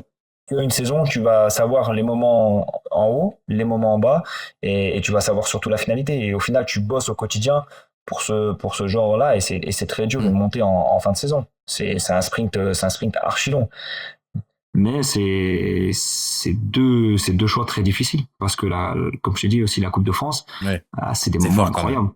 Bien que la Coupe de France, c'est Ah, un bien pic sûr. un pic de dopamine, une excitation de fou, mais ça dure moins longtemps, comme tu as dit.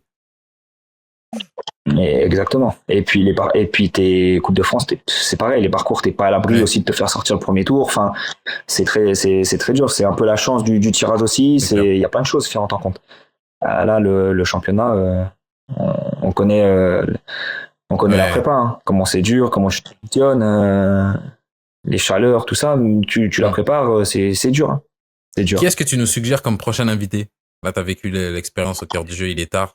Faut qu'on termine rapidement pour que tu ailles dormir. Euh, Allez, je vais te dire un ami à moi que j'ai connu au Ok, centre de formation d'Auxerre, qui a eu un parcours très enrichissant, mais semé d'embûches aussi comme moi, et pas peut-être récompensé parce qu'il était prédestiné à une carrière de fou. Je te dirais ok, Yaya Sanogo.